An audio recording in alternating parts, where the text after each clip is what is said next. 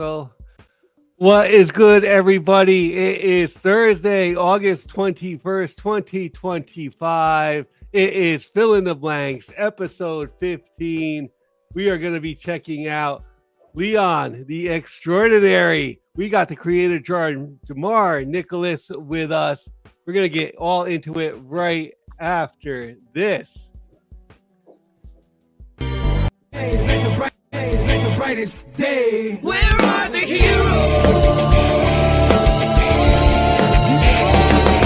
Soon as they get here, everything will be alright. I need a hero.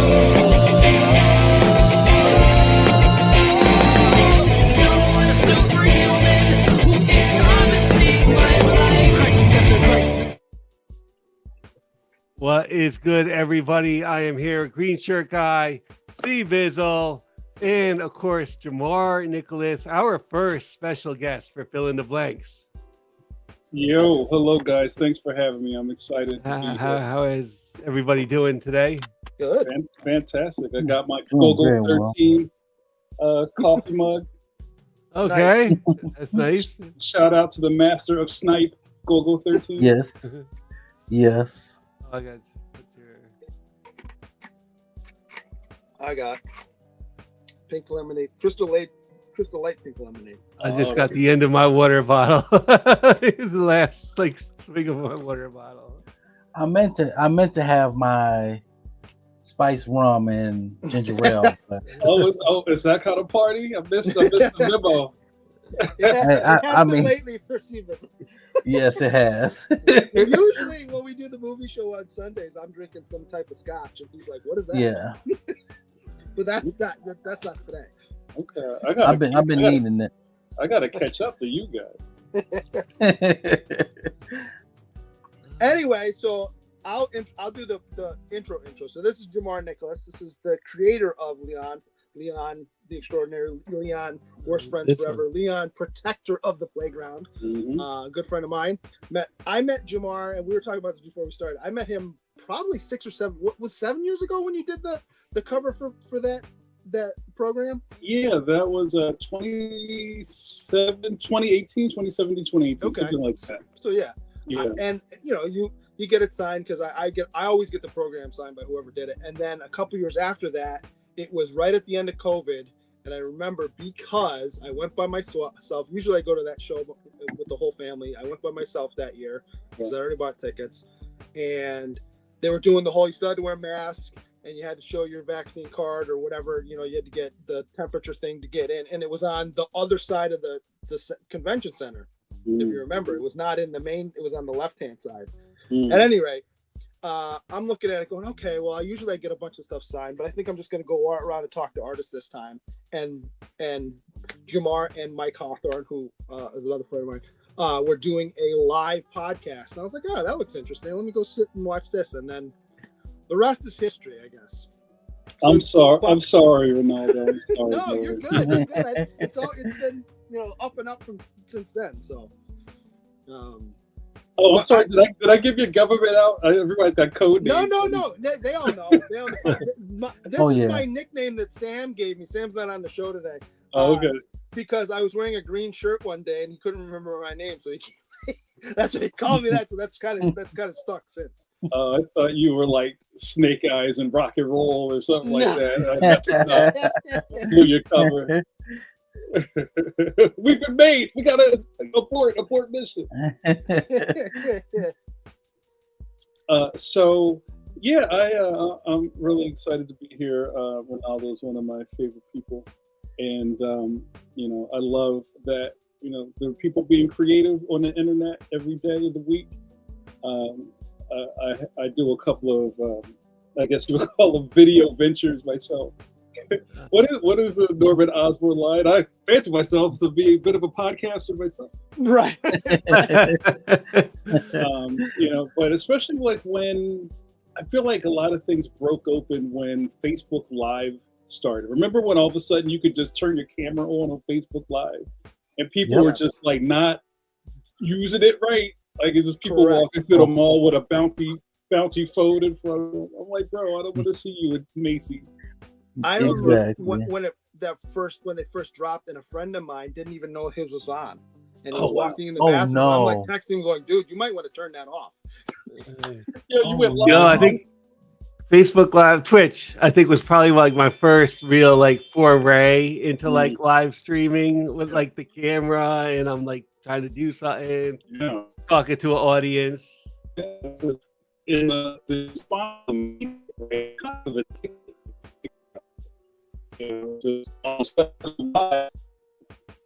and there's just people right there. It's just like boom. It's so immediate, and it's thrilling in a way. So when people are actually using the platform for good, not evil, I'm always a fan of that. So to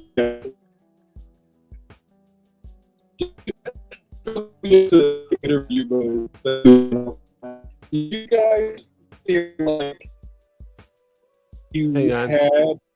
Did you guys feel like you had to kind of like, I got this really nice microphone. Maybe we should do something. Or did that come after you had the idea? How did you guys get started on your show? This show, how did we start this show? This show was kind of like I was forced were to do the forced? show. I just brought up idea like, hey, I used to draw comic books, and they was like, hey, you should do a show with Green Shirt Guy. Y'all both draw comic books, and they forced me. They said, and they kept asking me week after week, when y'all starting this show? And I'm like, oh, we actually really doing this show? Oh, okay, I guess. And then, here we are. Yeah, I twisted your arm the whole way, right? You did. Isn't that always great though? But also, like I said, I'm really excited when, because everybody talks about it, but not everybody's about it. You know what I mean? So, just taking that first leap and like, yo, let's do a thing. Wait, for real? We're really doing it? Yep, let's go. My start was I was on Facebook. I would post, I would record my videos and post it on Facebook. And then a couple guys that were doing YouTube channels kept saying, you need to come to YouTube and post your videos there.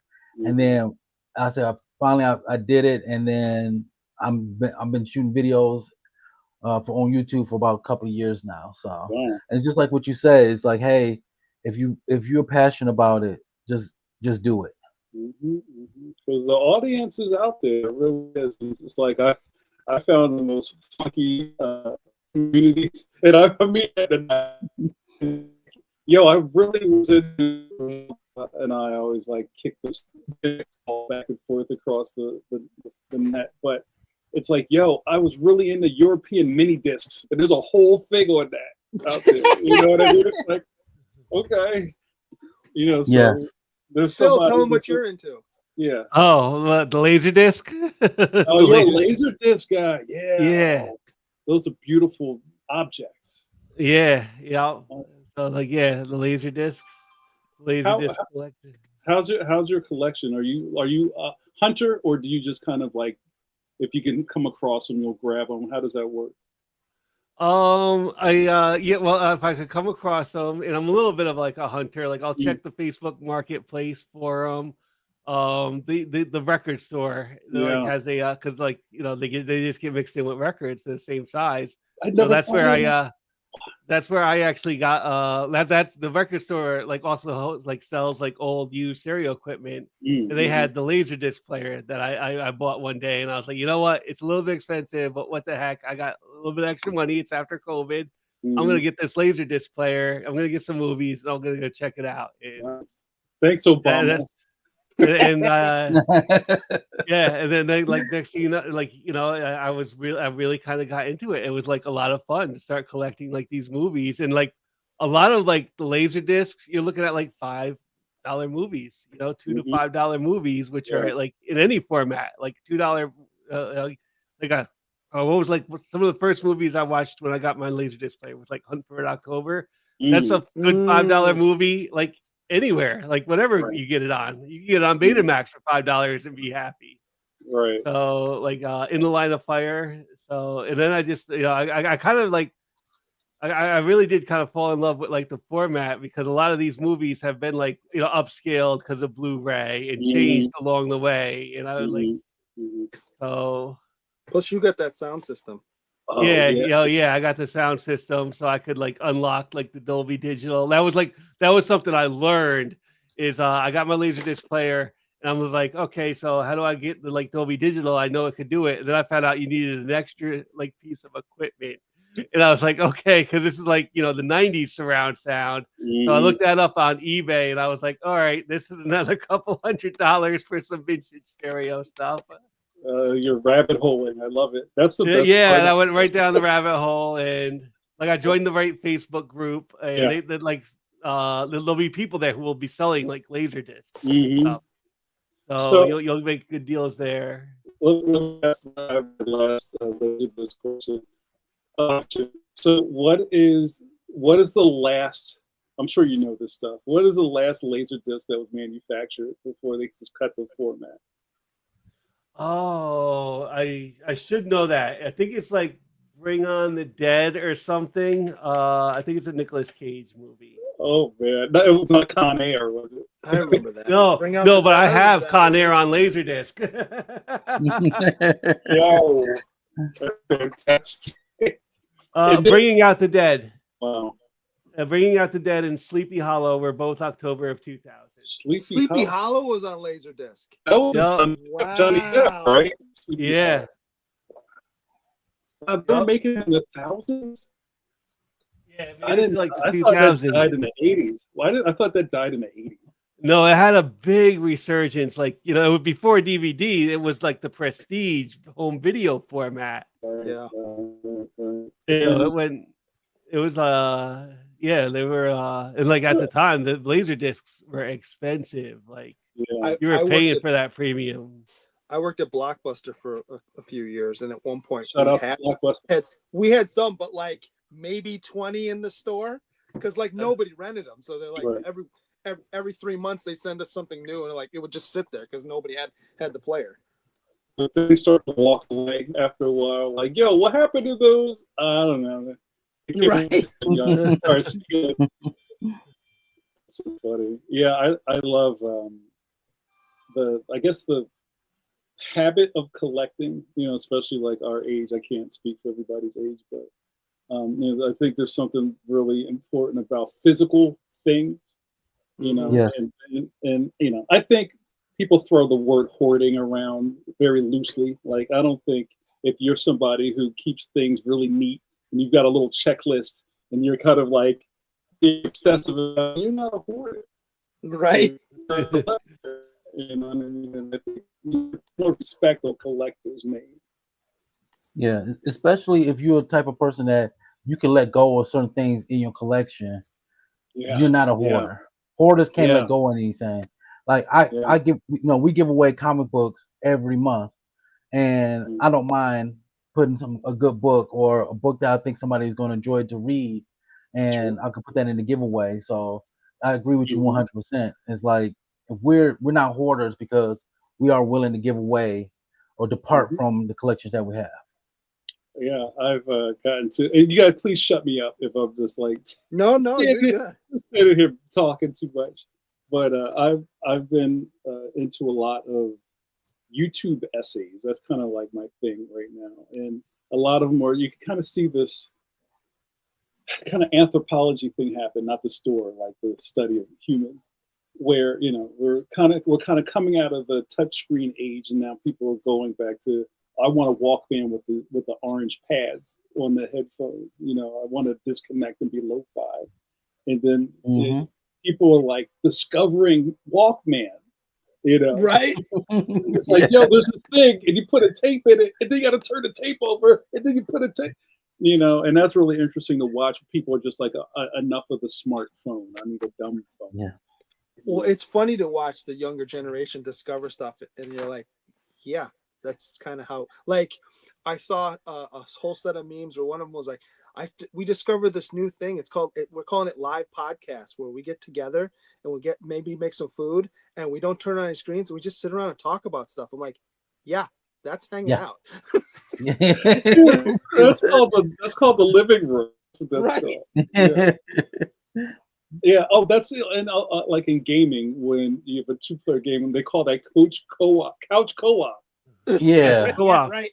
I remember that, and honestly, I think the Xbox 360 was probably like the last good system for couch co-op with so many Mhm. great games on that. Yeah. Oh, I That's for agree. me and I love the OG Xbox. That was my jam. Man. Oh, Yeah. I lost a lot of sleep to Halo 2. But yeah, so you guys want to ask? I don't know how this works. You guys want to ask me a question? we'll get into it in 1 second. I want to say what's up to Humphrey Castro, Yo, shout Joseph out. Michaels, and Kenneth Bird who are watching. Hi to everybody. Hi, Kenneth. Hello. And I should show you guys because we are going to give you like 3 or 4 chances to win some ducks for the big duck race at the first of the month because it's Labor Day weekend. So we'll be doing it Monday, September 1st. But our Another week. first duck is not there. There it goes. There we go. Leon, the Extraordinary. Ooh. And I will get the banner going so you guys can put that down in the comments and get entered to win a duck. And I'm going to stop sharing. And it's just And something Phil, just to let you know, Sam did send us the thumbnail for the next show as well. Oh, he did. Yeah. I didn't get it. So is it on the? I'll put it in our chat. Okay. Yeah. Awesome. And you know what, Jamar? Since it's our hashtag Leon the Extraordinary, and I actually read this this week. Yeah. I read this week. And I didn't read I have the second one. I just didn't get a chance to read this one yet. But I read this one, and it's your book. Why don't you tell us a little bit about it? Yeah, sure. So, Leon Extraordinary is a series at Scholastic underneath the Graphics imprint. If you're familiar with Dogman, Dick Pokey, Raina Telgemeyer's books, The Babysitter's Club, Wings of Fire, whatever your kids are probably really into. Leon's on the same imprint, so I'm in really great company. And Leon is the story of a kid who uses common sense as a superpower. It's got a really great heart, and it's a middle grade series. So the sweet spot is 8 to 12 years old. I try to create things like a good Looney Tunes cartoon. It works in levels. Yeah, so there's something there for everybody.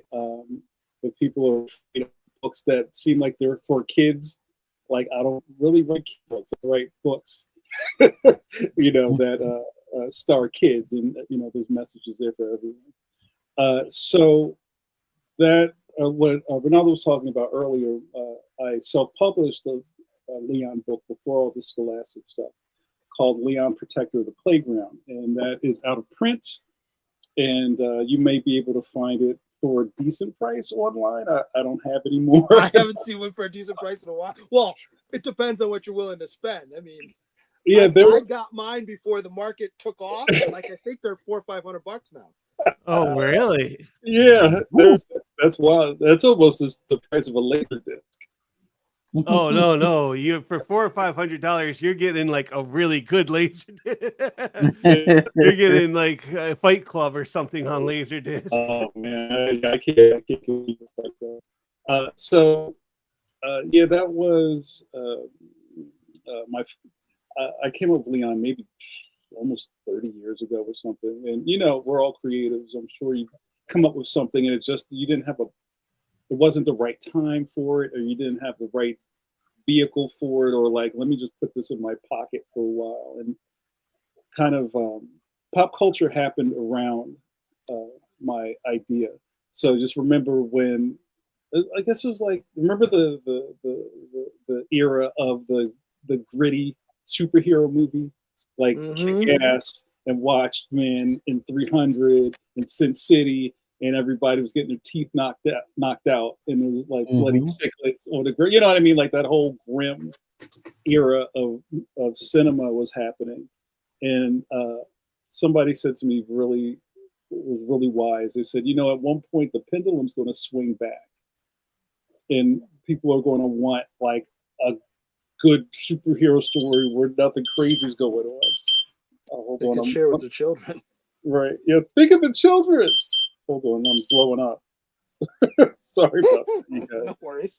And so that was about the time I kind of pushed Leon out into the world. And young kids tell me, I've never read this, but young kids tell me when I explain what the book's about, it's like, oh, that's like My Hero Academia. I'm like, okay, I've never read My Hero Academia, but I believe you. So yeah, he lives in this world where superheroes are real. And I kind of play on a lot of things about our society, like, what if people really had superpowers? You probably wouldn't be a good superhero. You'd probably just use it for your own gain, or you'd be really lazy.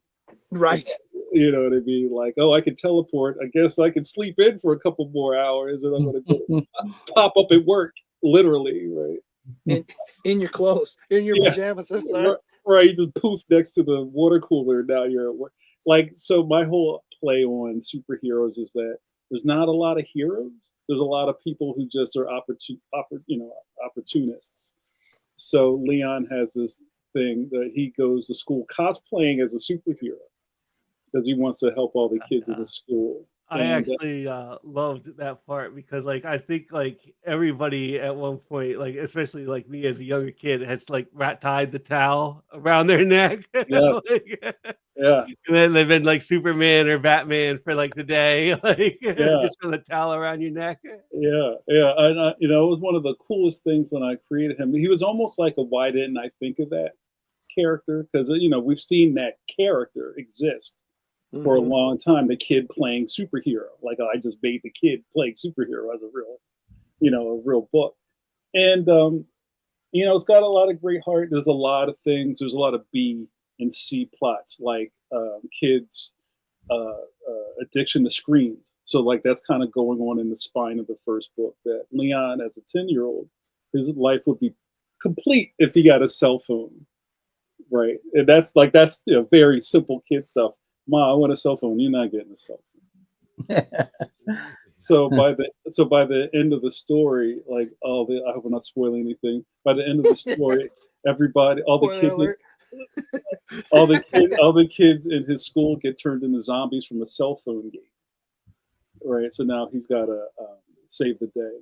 I thought that was just a great, like there again. That's great, like almost social commentary. I thought it was like, I thought that was great social commentary because that's kind of what it's like. That's kind of what it's like. Yeah, like in the background of all the pages, and I don't know how much kids stuff you guys read, but you'll see like books where kids are like in a school, but you never see any kids in the hallway. It's just the main characters talking. Right. Well, like, doesn't anybody go to the school? Is it Saturday? Where's everybody at? So I try to draw a lot of, like, sorry for the dog, kids in the background, and everybody's on a cell phone, which is kind of like how it is these days. Everybody's got a cell phone. About to change in New York. I don't know. I think we're going, like, I think we got like a law coming, right? That we're gonna it passed. And it's funny you bring it up because I got my oldest son's schedule in the mail today from the school district, and there was a whole thing on, hey, just remember this law went into effect and we're starting in the fall. You can bring your cell phone to school. I'm sorry, they didn't say cell phone. They said internet enabled device. So that's your cell phone, your tablet, right? All these things, right? You can bring it, but it has to stay in your locker all day. And then there's like a list of things that happen if, at least in our district, if you get caught with it. The first time is you get warned and they walk you back. Each one, they walk with the student somewhere. Second one, they walk them back to their locker. Second one, they walk them to the office and it stays in the office. They can pick it up at the end of the day. 3 and 4, they walk them to the office and a letter gets sent home. I'm like, well, after the third time, why would you do the same thing for the fourth one? Whatever. And then the fifth one is something along the lines of they lock it in the office and the parent has to come pick it up, I think. And then there's this paragraph of, if you're really having separation anxiety, maybe we can talk about it. I'm like, like, really, is this really going to be that much of a problem? Like, I have a cell phone, but I don't need to have it out all the time. No. Well, I mean, that's the big difference, right? Because my dog's bugging. I'm sorry. I think we have that little bit of distance that kids don't have because we weren't born in the darkness like No. kids, Yeah. you know. So yeah, I'm sure their disconnection is really kind of hard for them to do. Like they need it. Yeah. They need to post something. They need to comment on something. Need to check their Twitter. Check their Twitter. Yeah, No. thank you for saying that because I don't call it X. I call it Twitter. I don't care what. I what still do too. I still call Yeah. the Tampa Bay Devil Rays the Devil Rays, even though they're just the Rays now. Yeah. I've been doing that for a bit. And the team from Washington, I know it's bad. I still call them by their old name because it's still stuck in my brain for 30 years or whatever. Yeah. I have to go. Oh, right, the Commanders. Right. Yeah. So what else with the book? Oh, okay. So a couple of other things with the book is that it focuses on some of the really interesting parts of being that age that I think a lot of us our age recall. Like you know how they say you learn everything you need to know about life in kindergarten. You see things like that. I think some of those things are true. What I get into in the next book that you haven't seen yet, Worst Friends Forever, and the book before that is a lot about kid dynamics, or I used to call it kid world. You don't see that in the book, like how to be a friend. What kind of person are you? Like you find things out about yourself just bouncing off of other people. And maybe getting checked for it at some point. Like, so my character Leon is not a perfect kid. He's a little bit of a user. He, I think, is a good heart, but he has got a little bit of an ego. And, you know, especially as he starts to believe he is a superhero, he starts kind of like leaning into that. You know what I mean? It's like, well, you know, I'm the savior of the school. Like, dude, nobody asked you to do this. You know, where did this come from? So what happens in the next book after that is he starts showing vigilante traits as he saves the day in the first book, and now in the second book, it's going to his head, and he's become a jerk. Okay. You know what I mean? So, you know, all those things I think are really good lessons for kids, and not even like a lesson. It's just like something that you can relate to because you may be going through it. Or, you know, I talk about just what it's like to be a friend. Like when we were kids, like all of your friends were circumstantial. Who's your best friend? Oh, the kid I wait at the bus stop with. Right.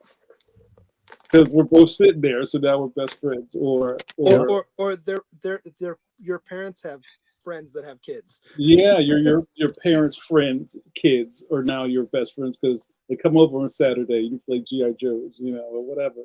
There's not a lot there, but when it gets tested, that's when you kind of find out what kind of person you are. You know, so you know, there's a lot of really good messages in it, but it's not heavy-handed. I never wanted to make work, especially in this platform that's kind of like brush your teeth, go to sleep, 1, 2, 3, A, B, like. You know, who wants to read that? You know, so I've been told that the books are really engaging and endearing, and that's great. So I'm happy to do it. And right on my desk, I'm on deadline. The third book in the series is due this month to my publisher, and it'll be out next year. Nice. Does it have like a release date yet, or is it just like the deadline is due? Oh yeah, the deadline's doing one of the things that publish in traditional publishing, as they call it, which is a lot different than monthly comics, is that like the turnover time is so long. Like you can, you know, you do your book, and I think the pandemic really changed that. It used to be almost like an 11-month lead time from when something's done for it to get produced and then get it printed and get out on the slow boat from China. Now it's like 14 months. They just need more. Is that right? They need more time to print the stuff and to get the stuff. You got to cut down a tree, and the paper's expensive. Right. So like everything it takes longer now. So things get pushed out a lot further away.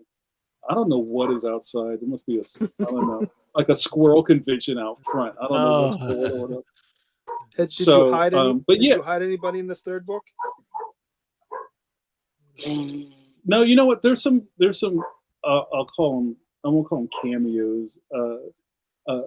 Some of the characters in my books are kind of based off real people. Like, I might have to go see what's wrong with my dog. He's been barking for like 5 minutes. Like the Leon's best friend in the book, his name is Carlos, is actually based off of my real friend from college, whose name is Carlos. And Carlos also has a chipped tooth in real life.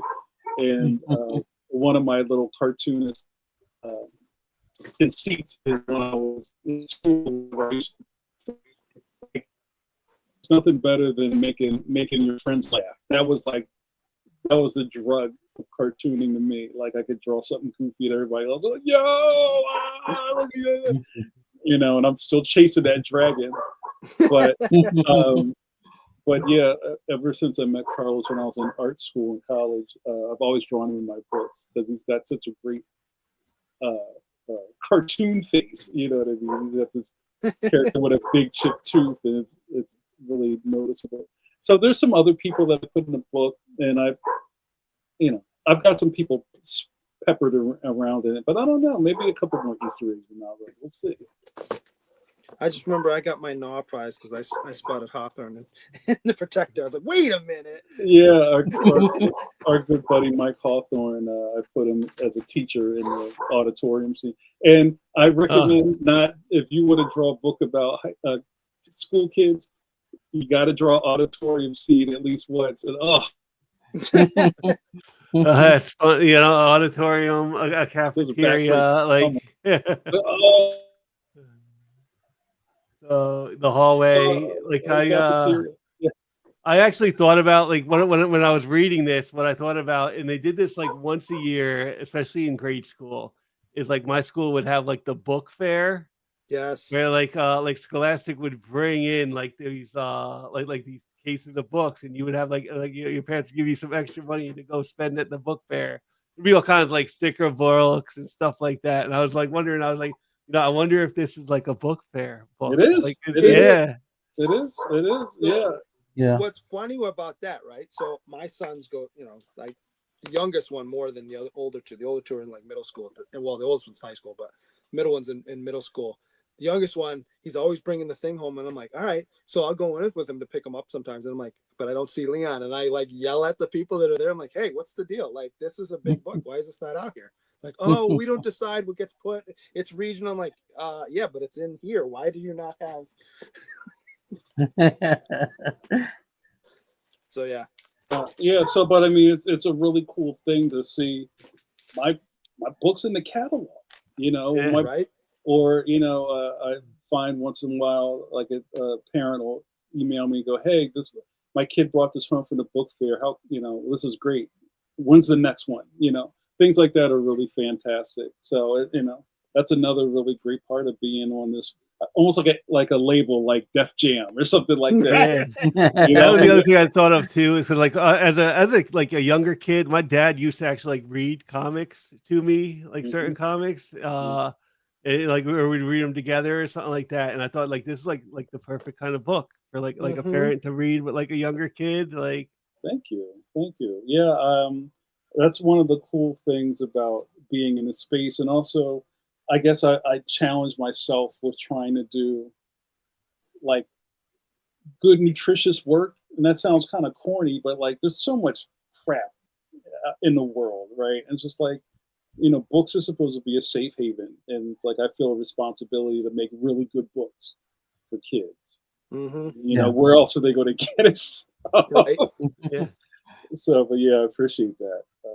Yeah, this is like and honestly, it's a good thing because we like one of the things the Council of Comics talks about is getting kids into comic books, and this is like the perfect thing to get your kid. Like, there is a very small stone to step from this to like Batman and your weekly comic book store. Like, even like My Hero Academia, this is about the same size as those books.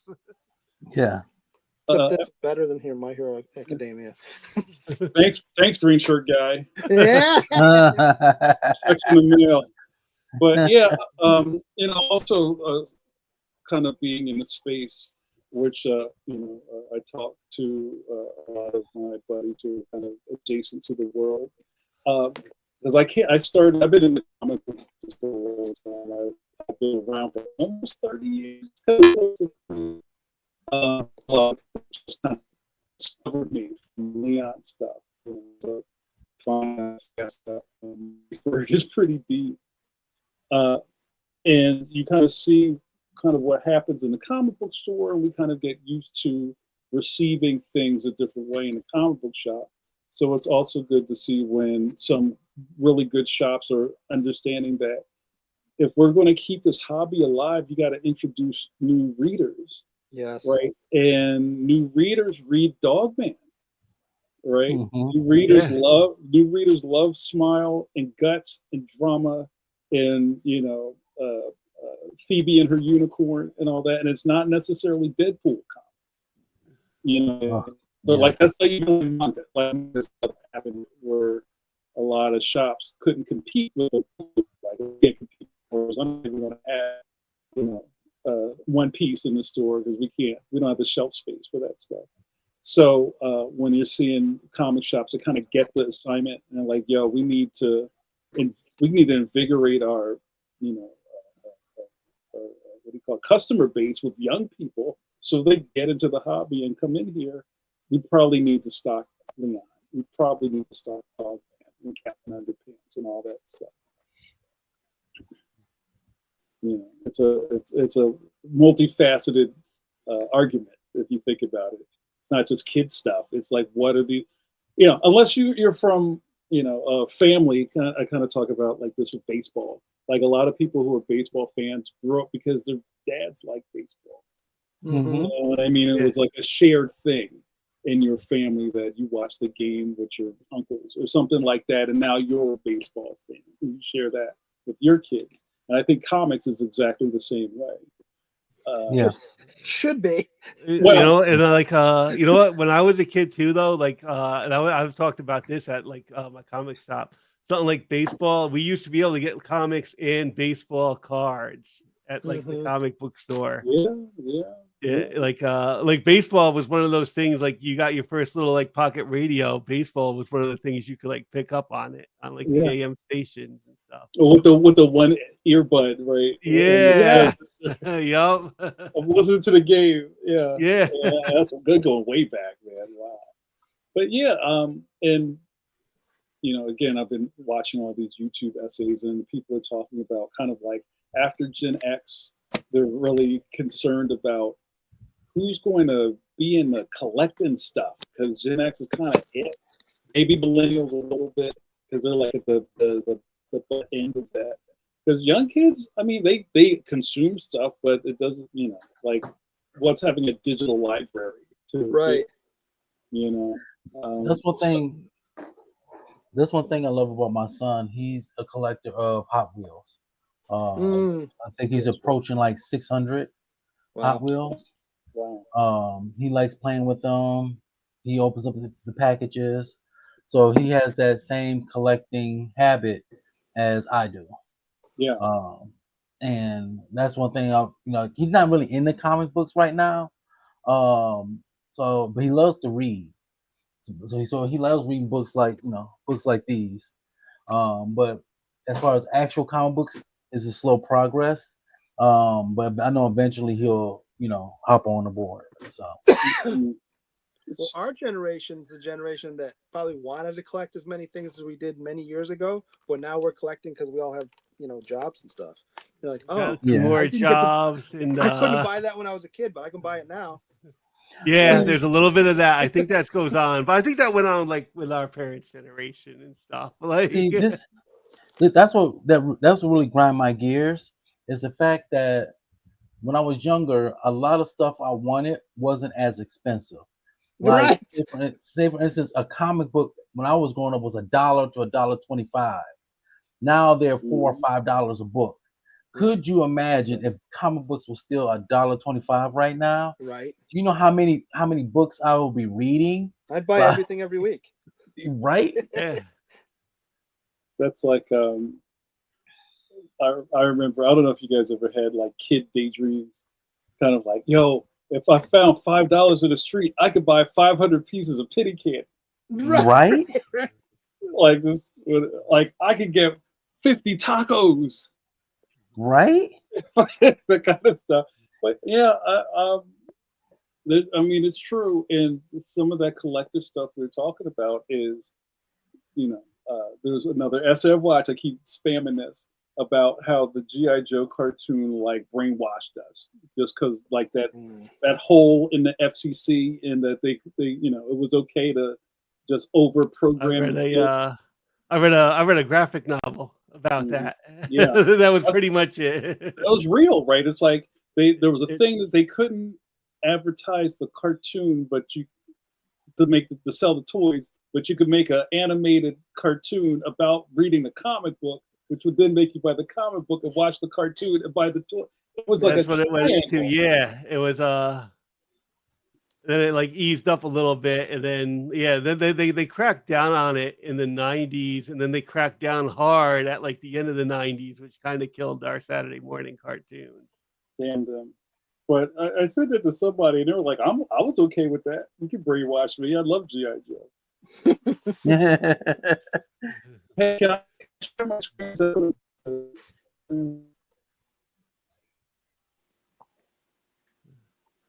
Oh, well, we got we'll do our first duck. There's 4 people watching, so put Leon the Extraordinary in the hashtag in the comments to get entered in a duck, and we'll draw it in 10, 9, 8, 7, 6, 5, 4, 3, 2, 1, and it's going to be one of 2 people.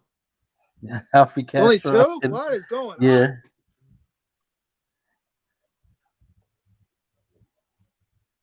on? Free There you go. Castro. No, the question is, does he win all 3 again? No, he's not Canadian yeah, survivalist. Where is Canadian Survivalist? He's supposed to be here. Right? That's a great He game. ended his own streak. Yeah.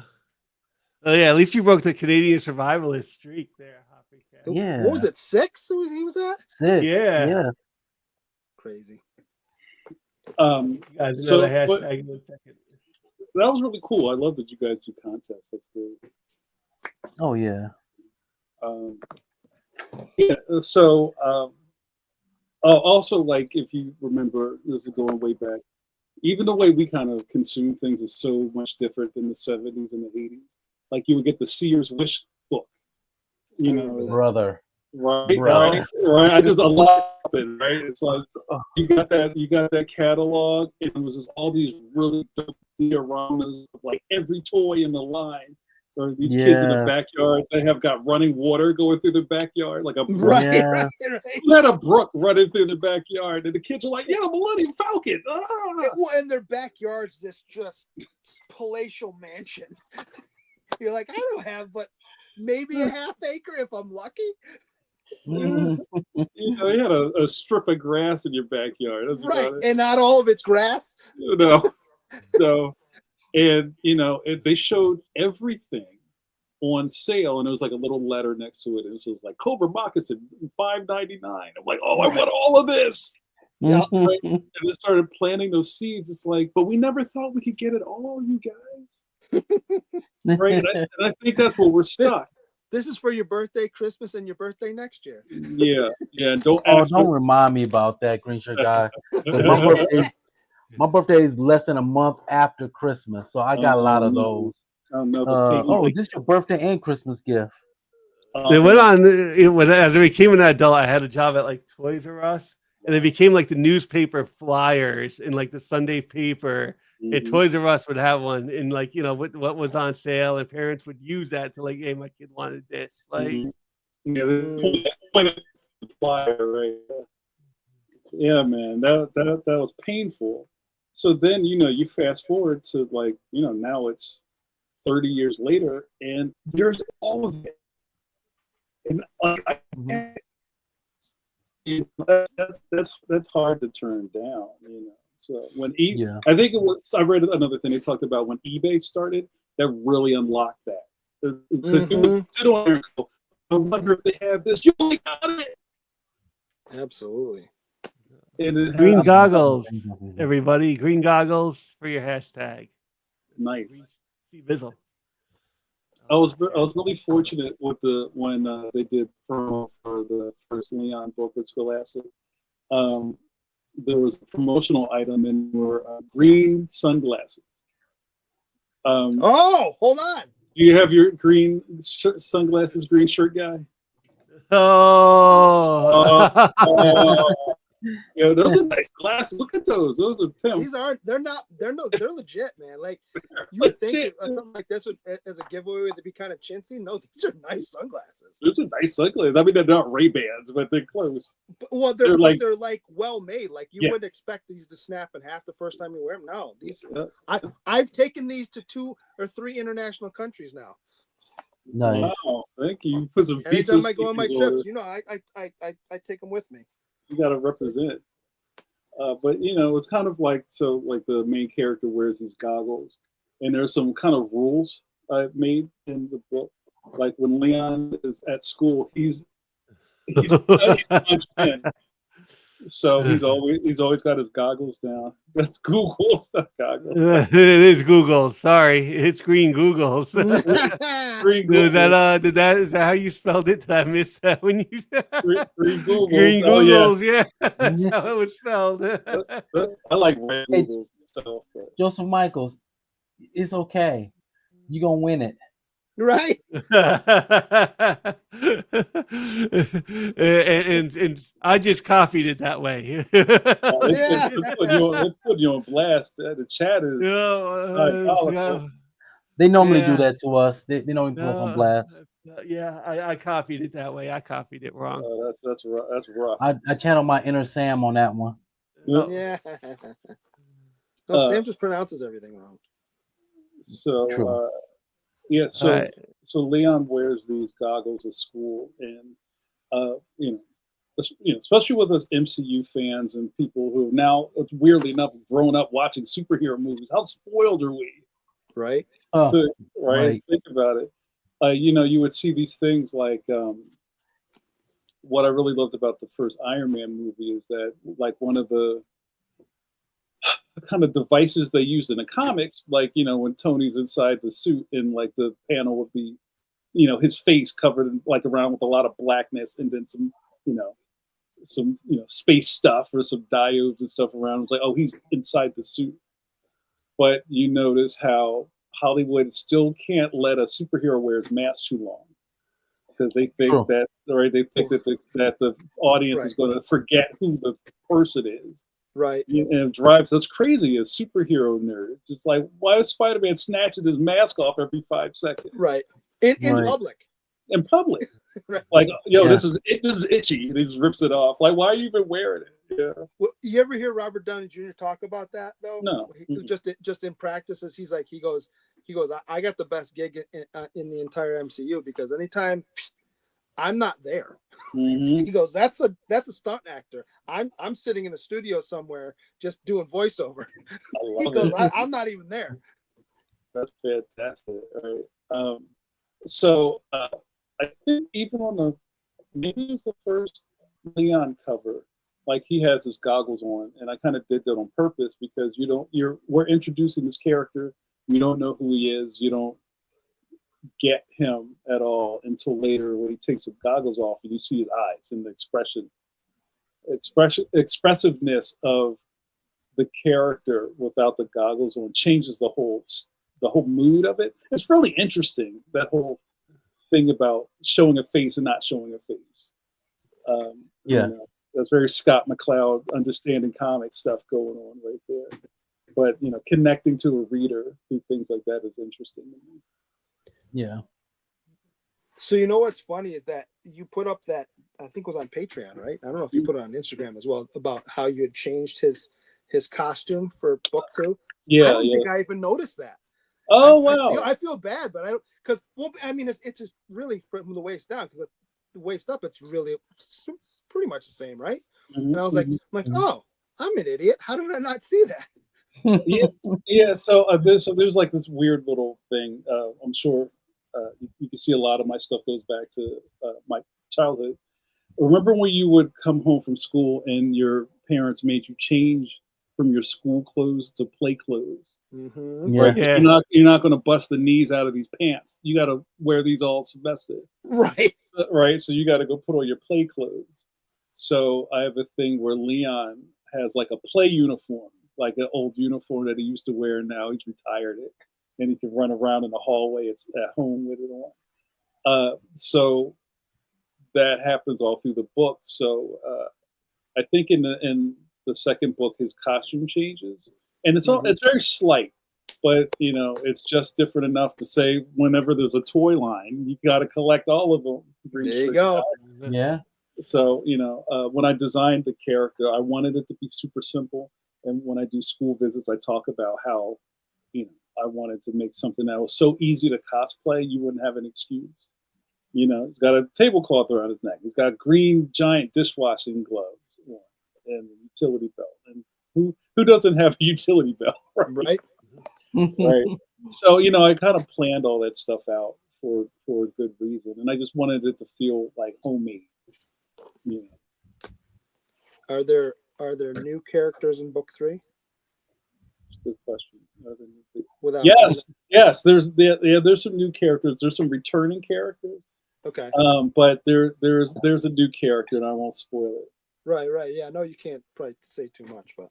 But one of the cool things about doing a series, which is a lot different than like a standalone beach read or something like that, is that you get to spend time with these characters and get invested in their stories, like their arcs, their character arcs.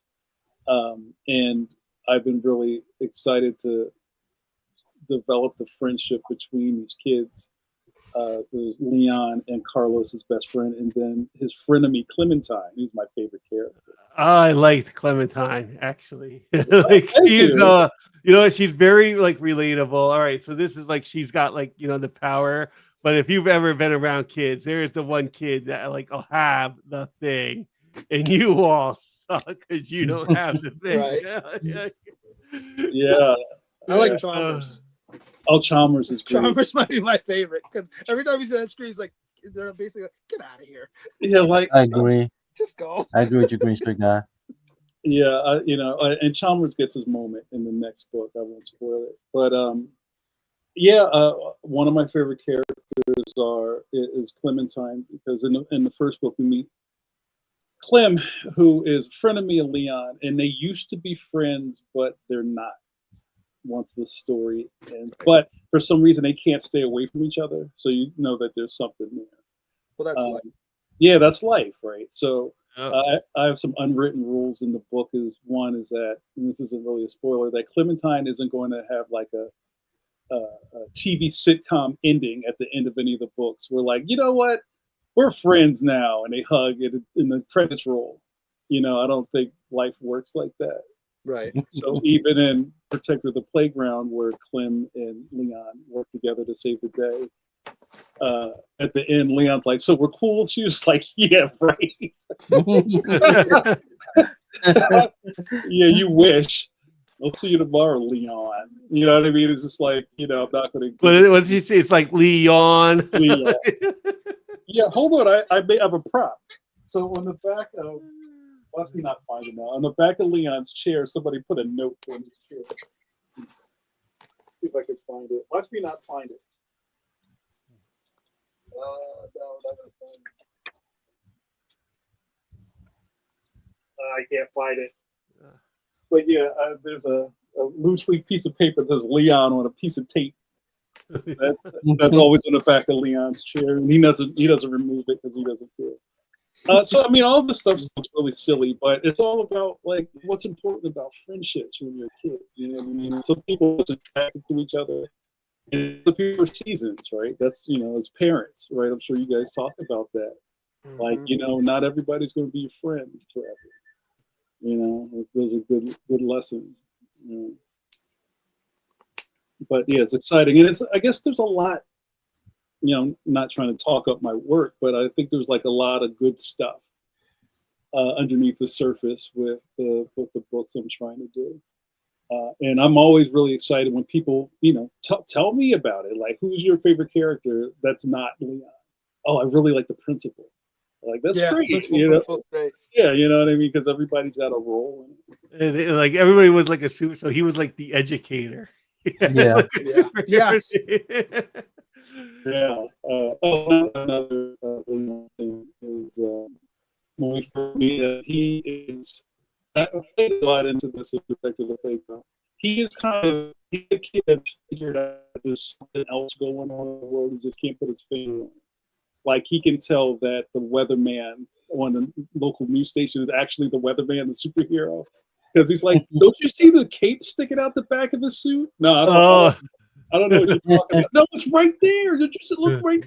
It's like Clark Kent's glasses. You know what I mean? Right. Like, it's Yeah. I don't know what you're talking about.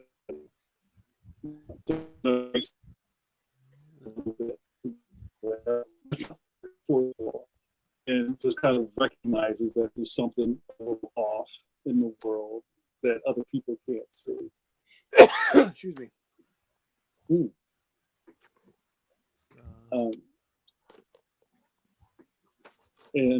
So how are you guys on, I guess, the graphic novel space? Do you guys read a lot of stuff that's not superhero, or do you kind of stick to a genre? Like, what do you guys, what's in your pull list? For this, or just in general? In general. So I tell the guys every week, I buy more Image books than I buy DC and Marvel on a given week, just because some of them are superhero stories, but they're just random craziness, and I find those more interesting. Mm-hmm. So yeah, I buy Batman because it's Batman, and I buy a couple of Marvel books. But yeah, I personally buy a lot of Image. Okay. Do you like the modern Image? Because Image has kind of gone through columns over the years, right? Like the Valentino Image, where it was kind of like weird indie stuff, like Bean World and the Max and stuff like that. And now, I don't even know what they're doing these days. Like, it's all like Void Bastards and stuff like that. Mm-hmm. Void Rivals. Void Bastards is a video. Void Rivals is a great book. Yeah. Rivals. Void Rivals. Yeah. I still read I Hate Fairyland because I think that's a fun story. It's a great book. Yeah, Scotty hit it out the park with I Hate Fairyland. He doesn't draw it now. He's got somebody else drawing it. Yeah, he's got somebody else drawing it, which is probably smart. It's pretty smart. What about the rest of you guys? What are you guys reading in general? I do read like some graphic novels. From like time to time, something will catch my eye that just won't be like in a regular comic thing. Right. Most like Monica. By Daniel Clowns, I think. That's pretty new. Yeah. Yeah, that's fairly new. That's I think that came out like last year. That was like really good and interesting, and like like a good graphic novel is kind of like a good like independent movie. My head will be wrapped around it for a few days thinking about it, and I'm like, yo, it must have been good because I'm still sitting here thinking about it while I'm supposed to be working. Yeah. Let me see. The ladies that do the Monstrous comic for Image Comics, they had a three-part graphic novel of like I'm trying to think the title of it now. Yeah. She Eats the Night and stuff like the Flesh Eaters or something. I think it's called the Flesh Eaters, and it was like 3 of them, and those were really good. Oh wow, that's cool. So are any of you into this new kind of wave of horror comics? That's a Phil thing. The only one that I read that's probably close to horror is what's that new one called?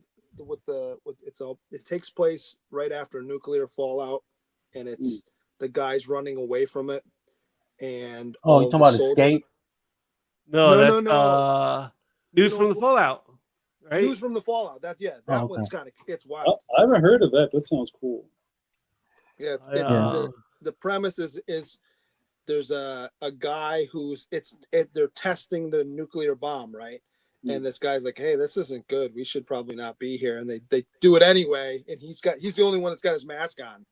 And everybody else turns and he runs away. And then, he gets to the next town over to warn everybody. And obviously they're not listening. It's only on issue 2, but it's so far it's pretty good. It's drawn by the guy who did Samurai Jack, I think. Oh, it kind of has that style, but it's all black and white. It's really cool. Huh, that's interesting. Yeah, I admittedly say I haven't been to the comic shop in a while. When I do go, it's I feel like it's almost like I'm sorry, I live in my head. When when you had to go to the toy store because of somebody else's birthday, right? And you're like, like this is torture. Why did you even bring me? Right. We're not here for you. I could have just stayed in the car. This is murder, right? It's like I don't feel like I have a lot of time, or I remember this in the video game aisle. Mom would be like, "Pick something." I'm like, hurry up, let's go. The new EC horrors though, they're pretty good. I read the new EC horror comics. Yeah, they're pretty good. I have no real complaint, except there's a lot of them. Yeah. They have come out with a lot of them. There's like a lot of titles, like probably like 1 or 2 each week now. Mm-hmm. But I read a few of them, and they're pretty good. They captured that vibe. Mm-hmm. They got that vibe. They got some like decent writers on the stories. I would put out a challenge to you guys if you haven't, and I know it's like you have a million things to read. You really should read Dogman. Dogman is brilliant. Oh, Dogman! My sons read it. Okay. It is. I can understand. It's like if it's something that your young kids are really into, it's like, what is this garbage? I don't know. But you just like read the first book and you're like, holy crap, this is really smart. And it hits a lot of notes, and like you can understand why Dave Pilkey is like the man, because it's so simple. It goes under the radar, and you're not paying attention to how good it is. Doesn't he have 2? There's 2 properties he has, right? Well, there's a couple. It was Captain. So I don't want to bore you, but so Captain Underpants was the first thing. Oh, right? I see. I don't think I realized that those are both his. Okay. Oh yeah, that's Dave Pilkey. He's been making money. I've watched that with my wife. Thinks this is the stupidest thing in the world, and I watched it with my sons, and it makes me laugh. It's silly, but Right, it's great. It's silly. It is just like it's great boy humor, right? Yes. Like, this is ridiculous. So the 2 kids, was it George and Howard? Is that them? That sounds right. Kind of created Captain Underpants, and Dogman is another comic that they made that they had a bunch of issues in their attic, and they pulled it out, and now they're making new Dogman books. So that's their character that's going through all these adventures. Right on. But yeah, there's a lot of really like, I don't know. I almost feel like what's happening in the kid lit space is kind of like how manga was like 10 years ago, when people are like, yo, did you read Bakuman? Like, no, what's that? It's like, there's other things besides Akira. Like, go read this or go check this out. And, people are kind of like, like how people are really into Berserk, that kind of stuff. I haven't read Berserk, but I have Akira. I have my copy of Akira. Yeah. I was like, wait, there's other things besides Akira. Yeah, right. And I think as comic book fans, I think we always have to keep our eyes open a little bit to other. You know what? I have the Ghost in the Shell manga. Is like Akira also. It's one of those like if you're familiar with the cartoon, it's a shell of what like is in that graphic novel. Like when you pick that graphic novel up, you get like and then don't get me wrong, that shell is like great. It is absolutely fantastic, both of them, but it's still just a shell. Yeah. Oh my god. And Ghost of the Shell was fantastic. Now we're going back to like 90s anime. That's a whole other thing. Giant Robo was my jam. I love Giant Robo, and that begat a lot of things. That was Johnny Sacco and his flying robot. Then it was Giant Robo. Then Big O kind of came out of. I remember Big O. And shout out to I'm gonna do some deep diving. Wait a minute, Kia Asamiya, who did oh man, it just fell out of my head. He did Steam Detectives. If you're familiar with that, was also like a kid and his robot type of thing. Also with some Inspector Gadget mixed into it. Yes. How did we get on this? Gunsmith Cats. I love guns. If you like Riding Bean, Gunsmith Cats. That's Kenshi Sonata. Who? I'm trying to think of what else. There's so many things.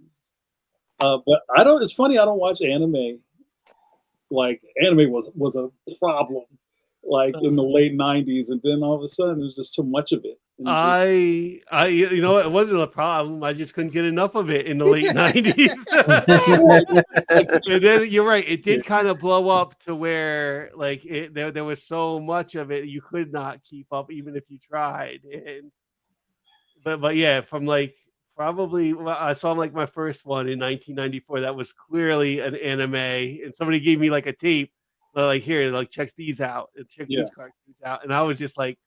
The first one was like a giant robot and girls and that type of thing. But the second one on that tape was the Venus Wars.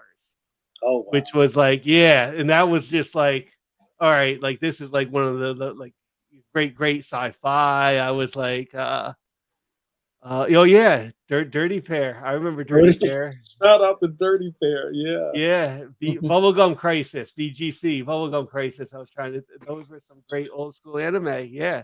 Yeah, man. And you know, now that like I remember when Crunchyroll started, I was like, yo, I need a Crunchyroll account. And then I was like, I don't ever watch Crunchyroll. Why am I paying for this? You know, the last one I watched was a Gundam. It was a Gundam series. I never The got Witch of into Mercury. I never got into Gundam or Neon Genesis Evangelion. I never got into that either. But I do like robots. I watched Neon Genesis like once. Mm-hmm. And it wasn't I don't know, that one to me it might be in like I'm gonna like I hope I don't like destroy the audience when I say Neon Genesis might be a little bit over. You know, yeah, that's dying in Japan. They love that stuff. I know it's in its prime. It's a big one. I get it. It was just like maybe by the time I saw it, I had seen like the other stuff that had like come from it and like that a little bit better. Mm-hmm. I think you know what now because I don't have attention span anymore and I don't absorb a lot of things anymore. I just you know we're so busy working on our own stuff. I kind of follow studios now. Like I love Studio Trigger. Like they did the Kill la Kill was like the last best thing I loved. Kill la Kill was good. Kill la Kill is amazing. It was also kind of I have this kind of I found out this like I have a lane, and my lane is kind of hastily drawn, kind of goofy anime, and like one of my favorite like Saturday morning thing, like when Pokemon craze was happening, was Metabots. I don't remember that. You remember Metabots? Oh man, yo, Metabots is insane. All right, so real quick, so Metabots is basically like Pokemon. So in this world, kids have like robots that they fight in the playground, like and they battle for parts. And you're like, I challenge you, and then this little referee dude comes out of the bushes and calls a match. And so that in no way sells toys. It's insane, and it's probably my favorite thing ever. Metabots is fantastic, but from that, like Kill la Kill has the same energy as Metabots. Yeah. And probably the last thing that they did a Delicious in Dungeon, which is on Netflix right now, which is a really popular manga in Japan. Is just kind of getting over here, and that's like it's kind of like a Dungeons and Dragons anime, where this adventuring party goes into a dungeon and one of the characters gets ate by a red dragon, and they have to like go get her out of his stomach before he digests her. but the side plot is they get hungry, so they cook monsters in the dungeon. So it's kind of like a recipe, like a what do you call it, like a food show. Yeah. And you get recipes on how to cook like fillet of green slime. You know, What's the name of that anime? Because it sounds like I sometimes watched. Delicious in Dungeon is what it's called. It's on Netflix right now. Yeah, you just go write that down. Delicious in Dungeon. It's amazing. Add to queue. Yeah. And then also they also did the Cyberpunk Edge Runners. I want to actually watch that because I played through the game. Yeah. Oh, Cyberpunk. Oh, I watched that. Delicious in Dungeon. Yeah. I watched that. That's Yeah. a great one. It's great, right? It's great. It's great. It's chef's kiss. So Yes. you know, so it's like I have a cousin who like will get upset if you talk about something and it's not excellent. If it's not, if it's not Jim Mint 10, don't even talk to him about it because it's got to be excellent. I was like, you watch this thing? Yo, was it excellent? No. Was it excellent? They all can't be. Like the they all Drake. can't be winners. It's got to be all. It's either Drake this or Drake that. Yeah. So, I'll kind of hunt out things that I hear are really dope, but I miss so much stuff. It's almost hard to keep up because there's so much stuff that I didn't see. Yes. And I think that's kind of like the sacrifice of being a pro cartoonist is like I kind of miss stuff. Like I pay attention, but I didn't watch. Like I didn't watch Game of Thrones. Okay. I like Neither it. have I. Like I came to it late. right. It's just so I much. always do the. Oh, I'm going to read the book first, and then that doesn't happen. Yeah, like there's a lot of big TV I didn't watch just because I just I'm happy for you. You enjoyed it, great. It's funny that you say that. So I'll put on TV shows that I don't have to pay attention to the screen while I'm drawing. Yeah. And my new one, and you're all gonna laugh at me, but I've been watching Dawson's Creek because I didn't Lord. watch it when it was on. Somebody just booed you. Boo. I'm sure. All right. Like now we just lost all our viewers. No, it wasn't Neon Genesis. They make alien. No, it it was was. on. It was funny because my wife and kids are, like I said, are visiting her brother out in Oregon, and I texted her last week. I said I'm about to start Dawson's Creek. She's like, yeah, you have fun with that. I'm like, really? She's like, I don't care. Watch it by yourself. I've already seen it. I'm like, I didn't watch it when it was on. All right, hold on. It's hold a on. 90s nostalgia watch too. I know it. I'm not going to front. I know about Dawson's Creek. Let's do this real quick. So who talks first? You talk first? I talk first? Oh, that's right. Right. So I got my coin. All right, hang on, and I'm Typical going Sacagawea. to get that ready, and we'll draw our second duck. And come on, there's 5 of you, and I'm giving Old Wolf a chance to get the right hashtag because he's behind in the stream. So 4 people. Free Google. 5, 4, 3, 2, 1, and we will draw. Well, I see Canadian Survivalists entered. Yeah, I see just Canadian put my- Survivalist. I just put my hashtag in the chat. I forgot to put it in earlier. Hey! Oh. What is going on? 7 He's of 8. He's starting a new streak. Yeah. Pretty insane. I love this. Did he change his icon too? I think he might I have. think so. 'Cause that's pretty wild. Is that a? It's like a dragon with a ram's head. Yeah. Yeah. Hold on. That's wild. What is that? I know my D&D monsters. I don't know what. That's not it. Let me trace myself. I used to be really good on my fantasy monsters. I used to be a big Dungeons and Dragons guy, and it's kind of been really funny to watch that become popular again. I used to play a lot, and lately I've been a like little bit. Baldur's Gate 3 is phenomenal. Hold on, you know what? That's my cousin's favorite game because it's excellent. Yeah. I played Are people this playing Dungeons and Dragons in person, or are they twitching it? That's what I've done it in person at like the shops and stuff. I used to play at Dragon's Yeah. Den in Poughkeepsie, and I've also played on like there's a thing like Roll20 Yeah, the which online. you could do it online, which you kind of got like a setup like this, like almost like a StreamYards, Right. and you got your map and stuff and your Mhm. monsters, and you roll dice and stuff.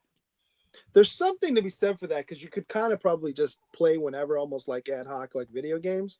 But Yeah, I mean, I didn't really play a whole lot, but like I always thought that the point of playing Dungeons and Dragons was getting together with friends and being stupid and saying dumb stuff to each other in person. Whereas you can almost say whatever you want if you're nowhere near what someone now.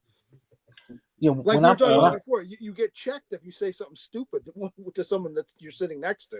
yeah, when I played in college, we was in person, and we played this D&D game called Descent, Mhm. and we spent like 13 to 15 hours straight playing it, and we Mhm. lost on the last roll against the final boss. Jeez. And you know what? We weren't upset. It was Right. so epic, and we still talk about it to this day. I've never played the game, but I am familiar with it. It's a board game, Descent. Yeah. Yeah, Yeah. I am That's cool. We had familiar with so that much board fun. game. I've played like D&D-ish board games too. Like, have you ever played Arkham Horror? Mhm. Oh yeah, I've heard of Uh, Arkham Horror. Yeah. Yeah. Yeah, because it was Descent, pizza and beer, so we had a good time. Oh, We're gonna make that. hold on, guys. I think that character in your boy's icon, it might be a chimera, right? Oh, Oh, there we go. But I thought a chimera had 3 heads. So a chimera has dragon's wings, a goat head, a lion's head, and a dragon's head. Oh wow. mm. That's a bad day at the office, right there. Yeah, you don't want to see that coming. Canadian survivalists, if you still in the chat, let us know. Yeah, that's I'm He only punching comes out. to the chat to win ducks. I see. All right. Have you guys heard There's- about this little boo boo phrase? I have like Oh, I stay away I don't from really like I think it's a little bit like Tardy Boys, by the way. It's in the it's your next Mhm. your hashtag for the next duck. That's Yes. a deep cut for you Leon fans out there. Yeah. And like the Labubu phase, I think it's a little like it's getting kind of like overly bashed online to Mhm. me because like Yeah. when I was like a younger kid, and it was one of those toys that came back out. They were like the trolls, Right. and like They're my not sister had new, this right? huge troll collection. Yeah. And like Labubus remind me very much of like the trolls. They're these little like I they remember almost look the same. Yeah. Like there's these little monster creatures. Yeah. So yeah, and they've like Lisa from Blackpink had one on her bag, and it was one of those things that like it's just like a little monster figure, but it has caught on from I think it's Pop Asia that Yeah. brought them over. It's just like one of those like random things. So it's like you're hunting for like the rare Labubu if you're early into it. That's Yeah, fantastic. it's similar to like you had trolls and you had the Beanie Babies and then Funko Pops and now this. So So just I another think it's a thing. little bit overly bashed because like everything like yeah, it's gonna come and go, but Yeah, it's still like a cool looking monster. Like, Yeah. I can't be mad at it because Yeah. we're all collectors, Mhm. right? So Yeah. let people enjoy their thing, right? I just read this article about somebody did a Labubu heist, and these people I think knocked over some store and they got like $40,000 worth of Labubu. Jeez. that's crazy. Wow. So I That was- I worked for McDonald's for about a year and a half just out of high school. Mm. You get a summer job and then you stay there for a little while. Yeah. And there was I don't know if you remember this. There was a line of Beanie Babies that went into Happy Meals, and I still remember this. Our truck was late one day because I would come in and unload the truck and put it away. Our truck was late because it got hijacked and all they stole was the Beanie Babies. Oh I'm no! not making that up. Oh No, no! yeah, that was a big heist back then, right? Yeah. Yeah, like Oh no! they kept the fries. Yeah, Ours they was left the everything Beanie else. Bug. They literally just took the Beanie Babies and went. You know what they also stole? They stole the functioning ice cream maker. Yes. That didn't make it to the store either. Yeah, it's there's something for everybody. But oh, you know what my new thing is? I don't know if you guys know about this. I don't think I have any. Blockies is my new thing. Blockies are there's. I think Oh, you know about them. yes. I'm trying to. Next time I get paid, I'm trying to get a Soundwave block. Yeah, they got a $42 one at my LCS and has his tapes, all his tapes in Mm, Soundwave, and they have mm. a $20 one, but I want to get the $42 one. Yeah. So Yeah. Blockies is, I think it's a Korean company, and they have a bunch of licenses. They have a Marvel license, but they don't have Mhm. rights to sell them in the states. So if you Correct. go on like Temu and Alibaba, they have a whole line of these things. So they're kind of like blind boxes. There's a couple of Mhm. levels. There's blind boxes, and they're also snap kits. Yes. So you like say you pick some up, you don't know what's in them. Then you open it up and you dump the bag out, and it's like shockwave. You Yeah. Then you gotta put them together and then pose them. So they have a Transformers line that I'm really into, and the price point was really cool at first because you could Yes. get them at your LCS for like $5, Yes. right? And now it kind of caught on. Now everything's going up, and the LCS probably has them for $10 now, Yes. and Yep. it's making it kind of hard to want to be into that. Um, but here's something: I was never a Transformers collector because I never liked the toys. Like I love that they turned into things, but I hated that they didn't look like the cartoon. Mm. You know what I mean? Like they all have like no leg day legs. Like they all got this really skinny. Yes. The toys always these really skinny legs. I'm like, oh, I don't like the look. But the Blockies look just like the Generation One toys, and that really kind of got me. I talked to one of my buddies who's a big Transformers head. He's like, "But do they transform?" I'm like, no. No. He's like, No. "I'm out." Everybody's got rules of engagement that they don't turn into cars. I'm out. Yeah. Yeah. Like, but they're dope. No, I'm out. I had a couple Transformers, but not a ton, and I liked them. Mhm. But it was one of those I can have a Transformer, Right. or I can have like 4 GI Joes, and 4 is more than one. I mean, that's the other thing, right? It's that Transformers were expensive. They were. Yeah. Like I can't remember the street price, but like say like a major character like Megatron was like $30, something like Easy. that. No, Yeah. easy. And Oh those yeah. cast iron, they were heavy. Mm-hmm. Yeah. Like getting hit upside the head by your brother with a Megatron is going to leave a mark. You know what I mean? Yes. But a Joe or a Star Wars toy was like $295 or $250, Right. like that. Yeah. Yeah. Um, Yeah. I'm not a huge Transformer fan, but I'm a huge Soundwave fan. Oh, that's Yeah. your guy, right? Yeah. I always liked them. I got next to me is a shelf, just nothing but sound waves. That's cool. You have a Focus. I like Focus. Yeah. Collectors, yeah. Oh yeah. And all I need now is just a Gen 1 Mhm. sound wave, and I'm gonna get the blocky, the small blocky and the big blocky, Mhm. and then I gotta make some more room on the shelf. You know about the super small blocking? Yes, yes, The Defenders, yes, they're like the little yeah, ones, right? And then the classic ones are yeah. And then I get stuff like this. oh, I have one. This one is transformed. I have another one mhm. that is not. Mm. So I'm gonna get one more, and I'm gonna halfway transform it, so it looks like he's transforming. Nice. So yeah. So next time you get in your car and there's a cassette deck in the back seat, don't trust it. It sounds No. good. I love it. All those cartoons. Hey, did somebody leave a boombox laying around? It's blasting. What are you doing? But yeah, that's my jam right now.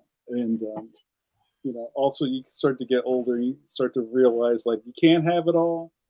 You see people kind of downsizing their collection because they're like, bro, the rent's too damn high. Maybe I don't need 5 copies of Spider-Man 300. Right. You know what I mean? Right. So, like we said earlier, like, you're a collector when you can let things go. Mm-hmm. Yes. Yeah. And I'm gonna be doing a lot of letting go because I have almost 12,000 comic books.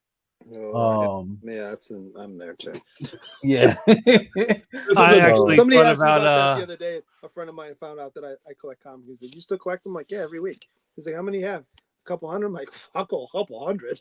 I said, Right. "Well, last time I inventoried them, I was over 10,000, but I." and I it's was been- like, that was a yeah, couple I years haven't ago. gotten to I haven't even gotten to the point of inventory them, and I was like, man, maybe I should like think about like selling some of this at like Iacon or something. Right? Yeah. But I'm not shaming anybody. I'm just saying, But that's cool. Yeah. It's cool when you start to inventory it and go, let me let this stuff go and I have room for something new. Yeah. Mhm. That's Yep. really cool. Yeah, this has been fun, you guys. I hope I haven't talked your ear off. No, you're good. Hope you're You gotta Every single one seems to be different, so this is a different. Yeah, it's fine. Yes. you got a few questions though, green shirt guy? I have 2 would you rather's. I have Okay. some interaces, but we don't have to do those. We could do the game, or we Okay. could do would you rather's. It's up to you. Okay. The game, I have 3 subjects, so Jamar can do one, C-Bizzle you can do one, and Phil can do one, and then that whoever gets the most can pick the person that gets the duck. If we want to do that. Okay. So you yeah, we can do the game. All right, actually, you know what? I should get a die out because Okay. there's 3 of us this time. All right, so And let's and know the categories. shout out to Green Shirt for calling it a die, not a dice. there you go. One of my pet peeves. Thank you. I knew I liked you. I got this from Stone Cold Steve Conley. It's a game hole con Nice. die. Nice. How should we do this? Wait, what's the categories? Well, so the categories are middle school subjects, school subjects, top cafeteria lunches, and candy bars. Oh. Okay. So I guess each pick a number, and then we'll Okay. go, whoever gets closest to it Well, can go first. here I will say why don't we make Jamar Nicholas 1, C-Bizzle 2, me 3, and then Jamar can be 4, C-Bizzle 5, and I'll be 6. That works. Okay. That's Yeah, right. that works. I'm 1 and 4. Okay. I'll roll it right here, and then whoever. It is 2. All right, so C-Bizzle. Oh, You can choose which one you want, and then I will count you. So what we do is you have 30 seconds to name as many as you can think of, Jamar.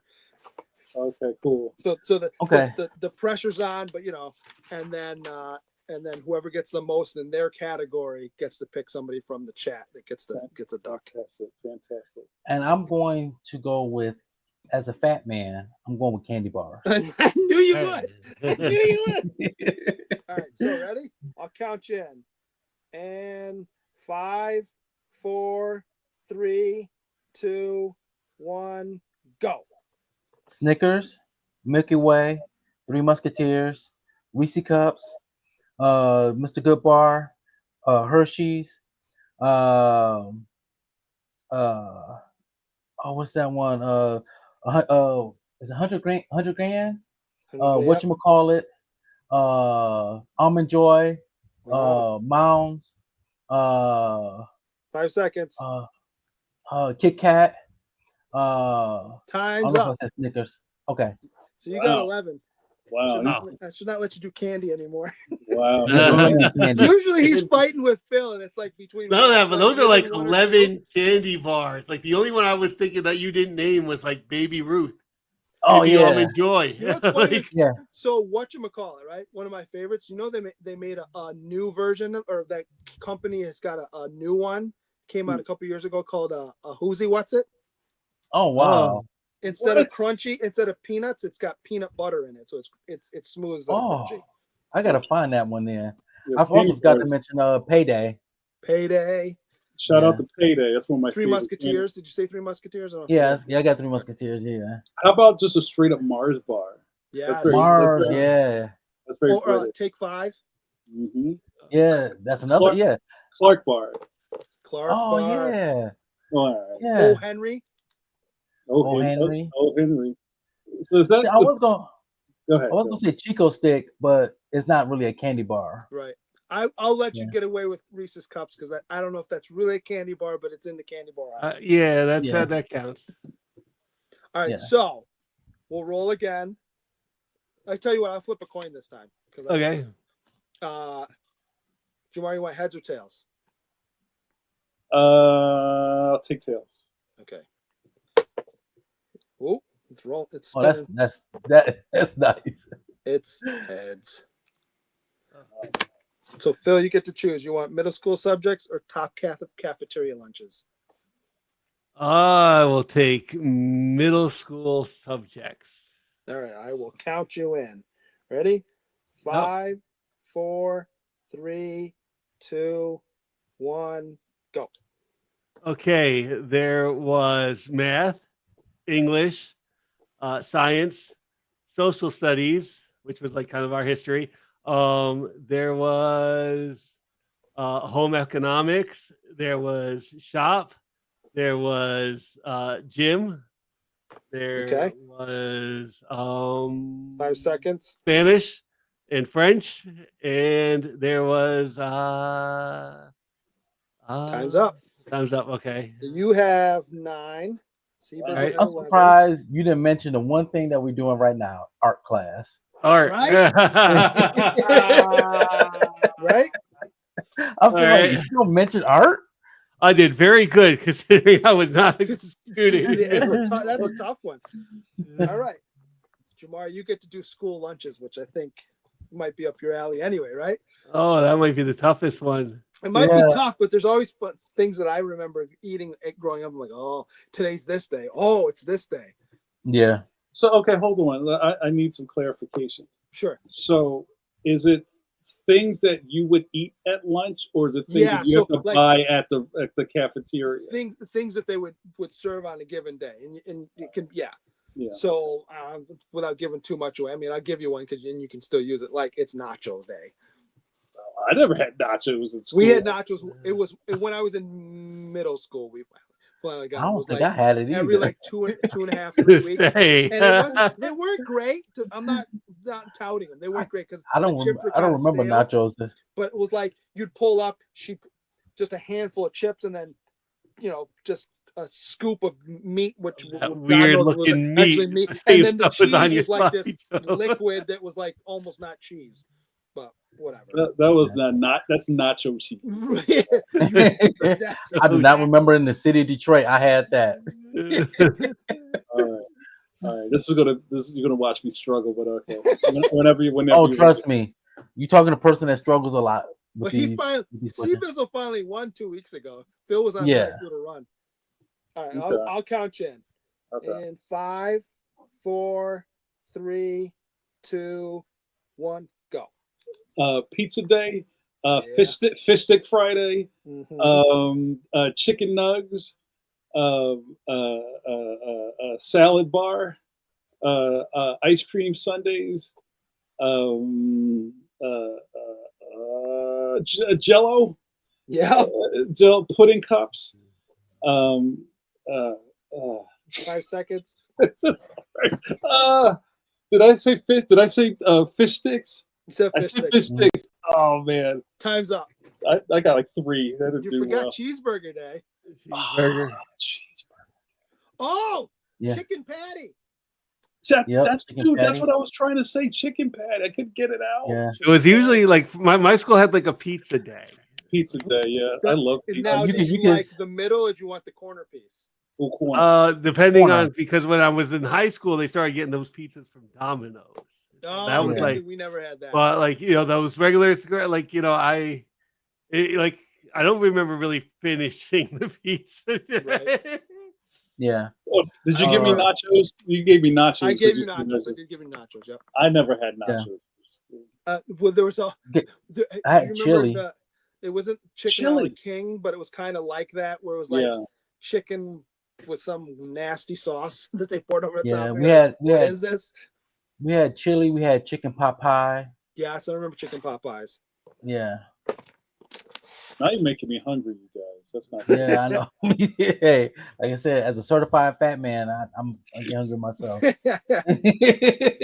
So C-Bizzle with 11-1. You're on a two-win hot streak. Mm. So you Yes, get to finally. choose from the chat. Let's give it to Garth Wong. There you go. Golf Wong.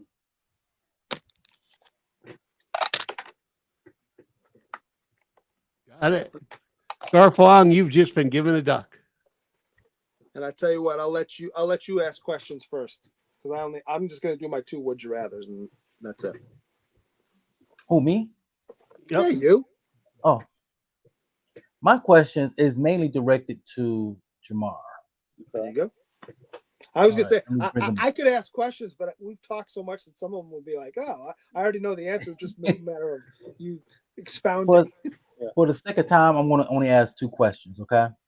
The first one is, what inspired you to create your own comic, and how did you come up with the idea to come to life? Okay. So the first question is, say it one more time. What is What inspired you to create your comic? So I think the first thing that inspired me to make my comics is that I like telling stories. I also enjoy kind of creating things that don't exist already. I know in a lot of spaces people kind of argue over things that don't really seem to make a lot of sense. Like, how come there's not, you know, Black Bart Simpson? Like I never really thought of that stuff because it doesn't matter. Like Bart Simpson's not, he's yellow. Like, why are we having Right. this conversation? You know what I mean? So I always enjoy just kind of making characters up that were my own. And then I guess the next part of that was just, like storytelling and engaging people and making my friends laugh. A lot of those things all come hand in hand. And challenging myself. Like everything that I've done is also always a little different than the last thing I've done. So kind of where I am now in this world is like like I said earlier, I wanted to make really good books. So that's why I make comics. Nice. And my second question, like I said, I won't keep it just to 2 questions. What has been the biggest challenge of being an independent creator, and how did you overcome it? It's a great question. I think one of the main things about being an independent creator is you really have to be self-motivated, because this cartoonist named Campbell White said this a long time ago, and I really love Campbell White's stuff. You can look him up with CAMPBELL, White with a Y.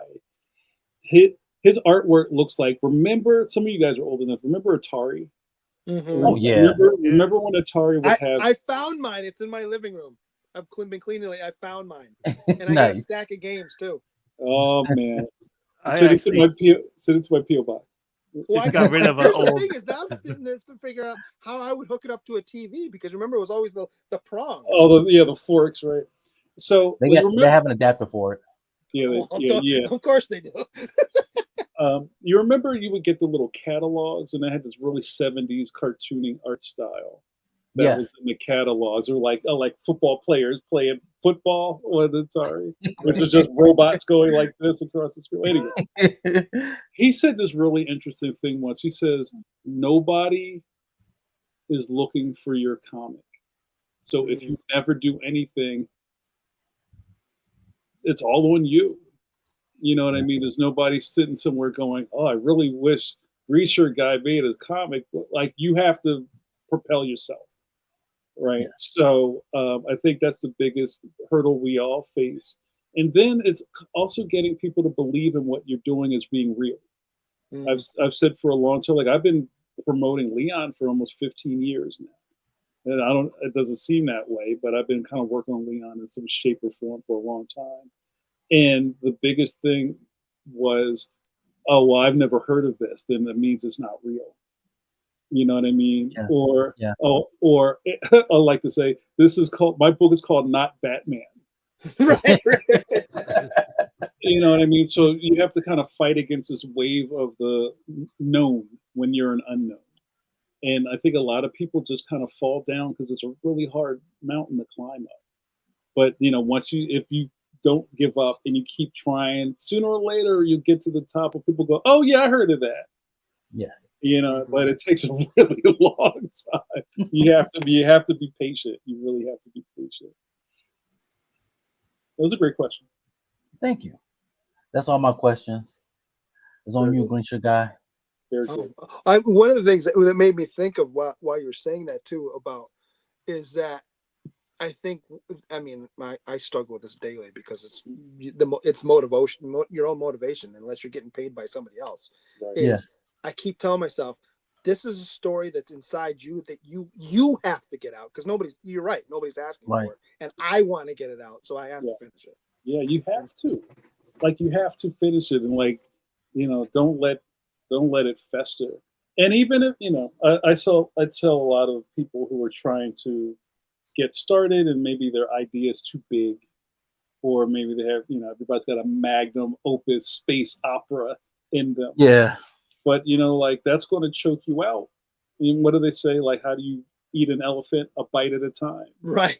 You know what I mean? So start off with just let's just focus on these two characters in this world and have them stand in front of the trash compactor having an argument, and just finish that, and then do the next thing and the next thing, and next thing you have something.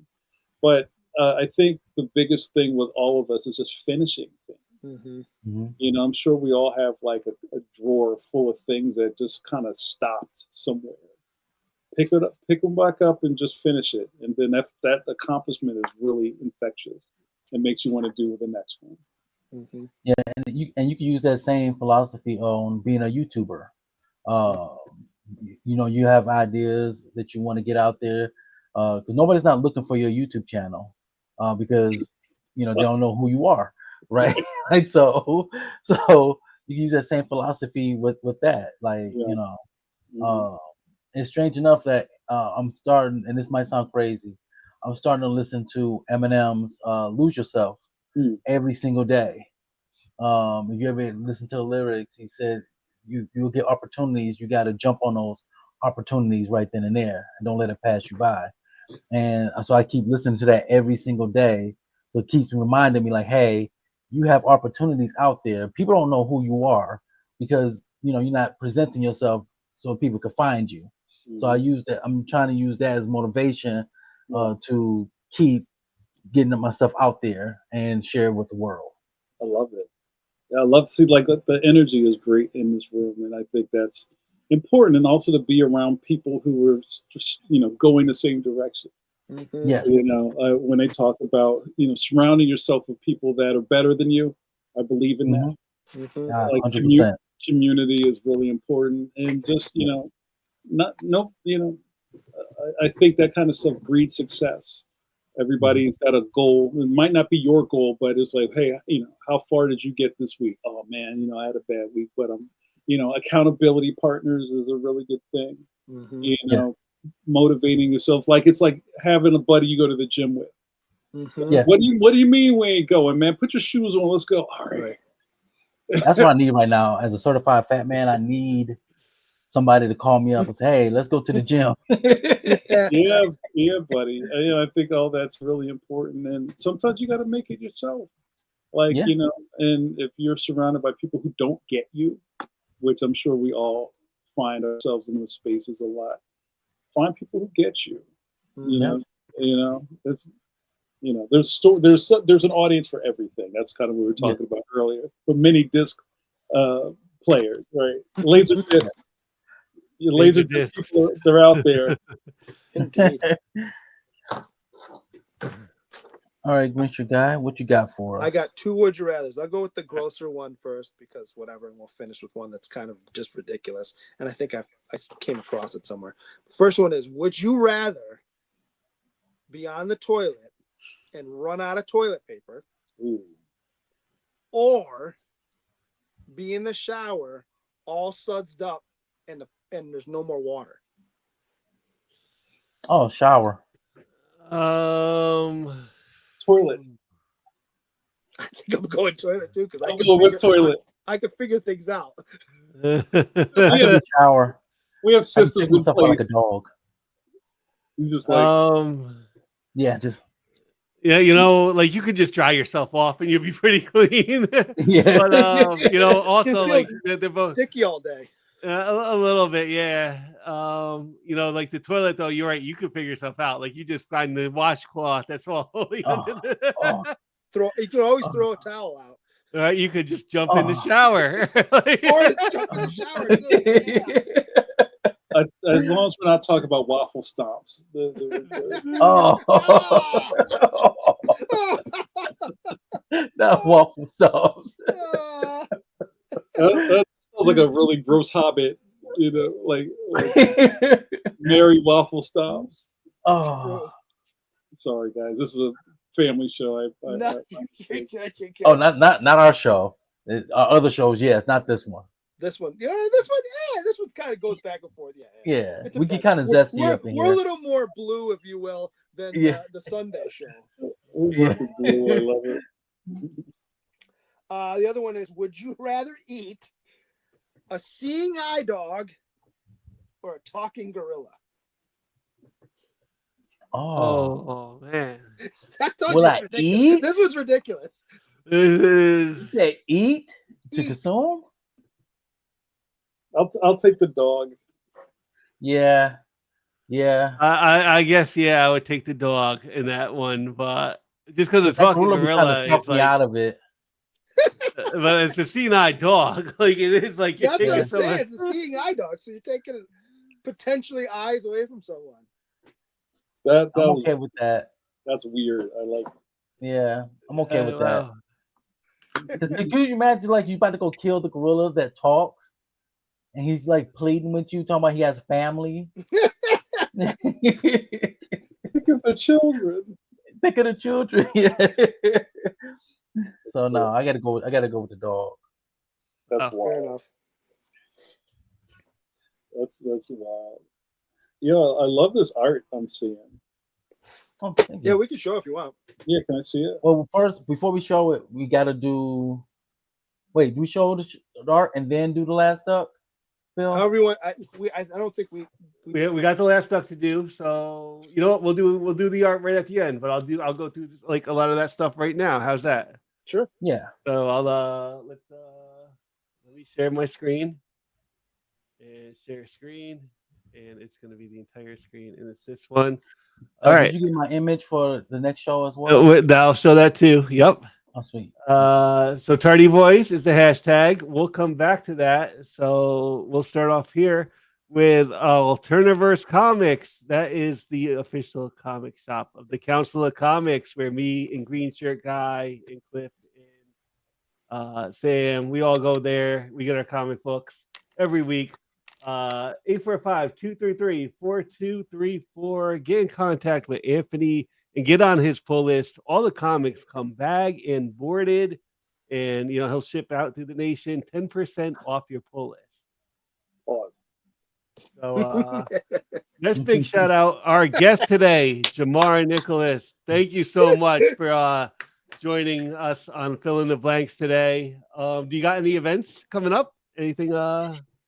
Yeah. No. Well, yeah, Tell him about all your other stuff. I mean, I would be remiss if I didn't say go follow his Patreon. Oh yeah, thank He you. does Yeah, a bi-weekly podcast that is worth the price of admission, if Thank nothing you. else. for the price of a hot latte with oat milk, you can join my Patreon, where I do a lot of behind the scenes studio stuff, and I do a weekly thing I call Morning Constitutional. It's not what it sounds like, but it's I kind of give good words of encouragement for the upcoming week, and also I do some art reveals, like Green Shirt Guy says, and I have a bi-weekly Ask Me Anything podcast with Mike Hawthorne, Marvel DC superstar artist, who and I are like old buddies from the trenches of comic books. So yeah, it's great. And also can I plug my podcast? Also? Absolutely. So on our YouTube channel, it's called Pencil to Pencil. Great, it's great. Thank you. We have a show called Pencil to Pencil, and it's kind of like the formats like this. It's me, superstar comic great Mike Manley, if you remember Dark Hawk, and those Marvel classics. That's my good buddy Mike Manley, who's one of the hosts, and also Steve Conley, who's a webcomic pioneer who does the Middle Age on webtoons. We host that every week, and we have a lot of guests on the show, which is great. Also, I have this thing called Coffee Break with JN. When's that coming back? It's been a while. Once I get through my deadline, I'm gonna Okay. Coffee Break down. We keep looking every Thursday, like, oh, not yet. It's soon, not yet. Where you get to hang out with me, and I drink a cup of coffee and run my mouth. And when I'm out of coffee, the video is over. That's Nice. it. Yeah, that's it. That's it. And I do Coffee Break also on that channel too. So it's a lot of fun. And Coffee Break is always, so we do this show every 2 weeks on Thursday. And Coffee Break, I always go, when we're done, I kick over to Coffee Break.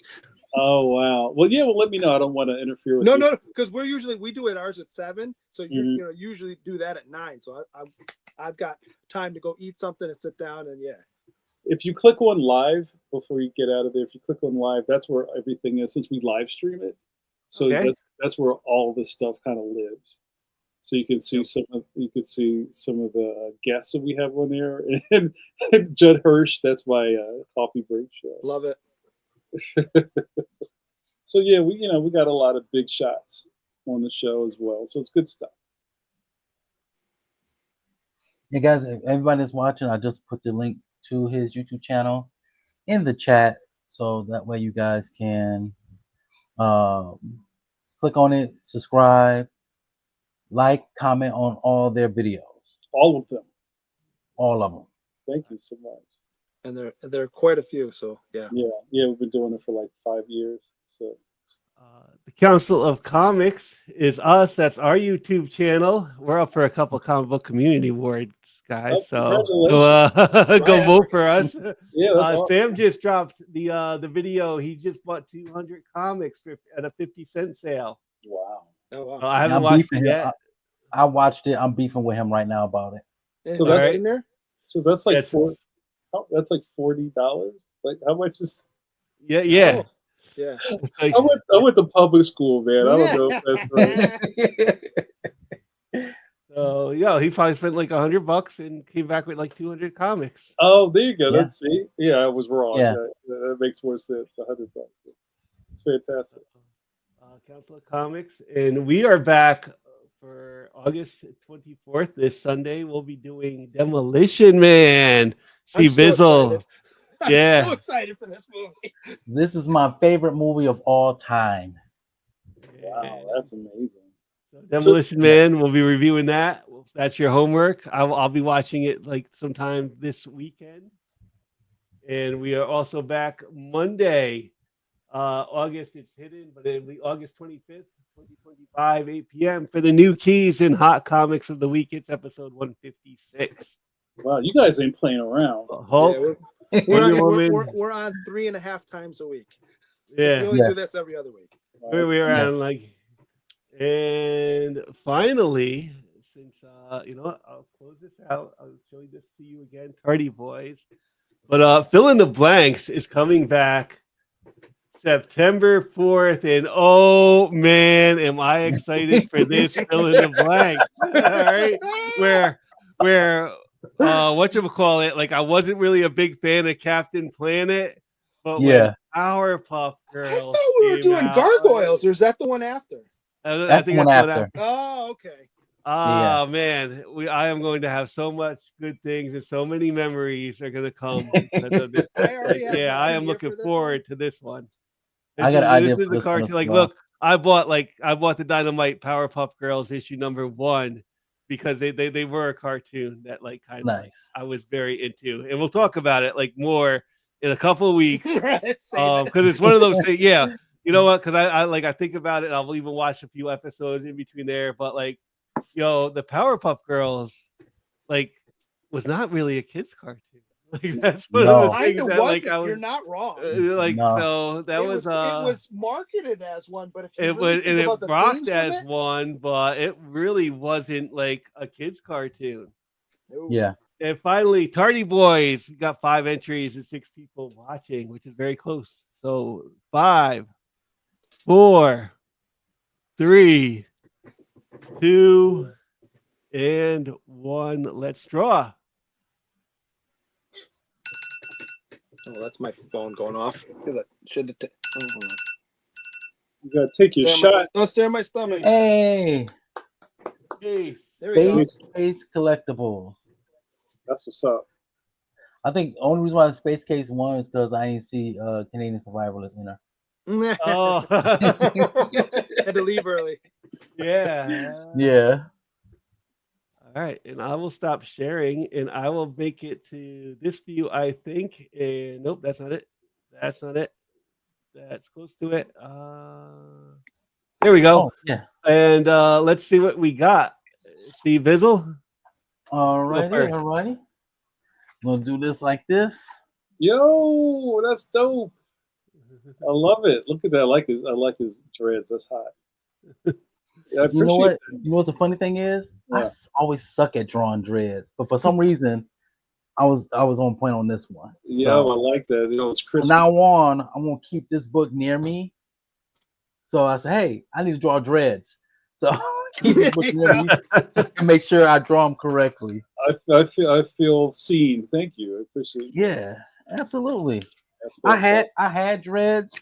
I just cut them off Oh. last year. How'd that feel? Strange. Yeah. Oh, very strange. Because I had them there about here, Mhm. and I just got rid of them. Do you still have them in a baggie somewhere, or you got rid of them? No, it was cold turkey. Oh, yeah. Let it go.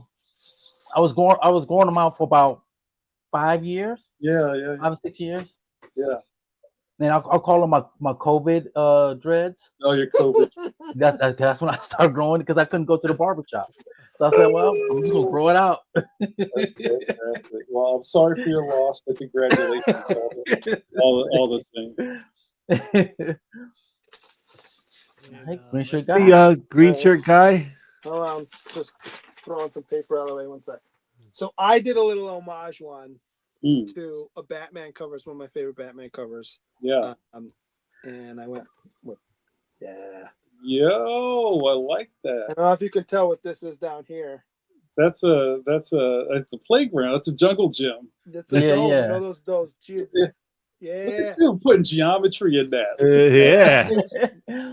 That's I fantastic. think that's the closest he's gonna get to a gargoyle. Times, but yeah. I I love think I that. might actually color this. It's I was okay. gonna say that's close to a gargoyle. I love that.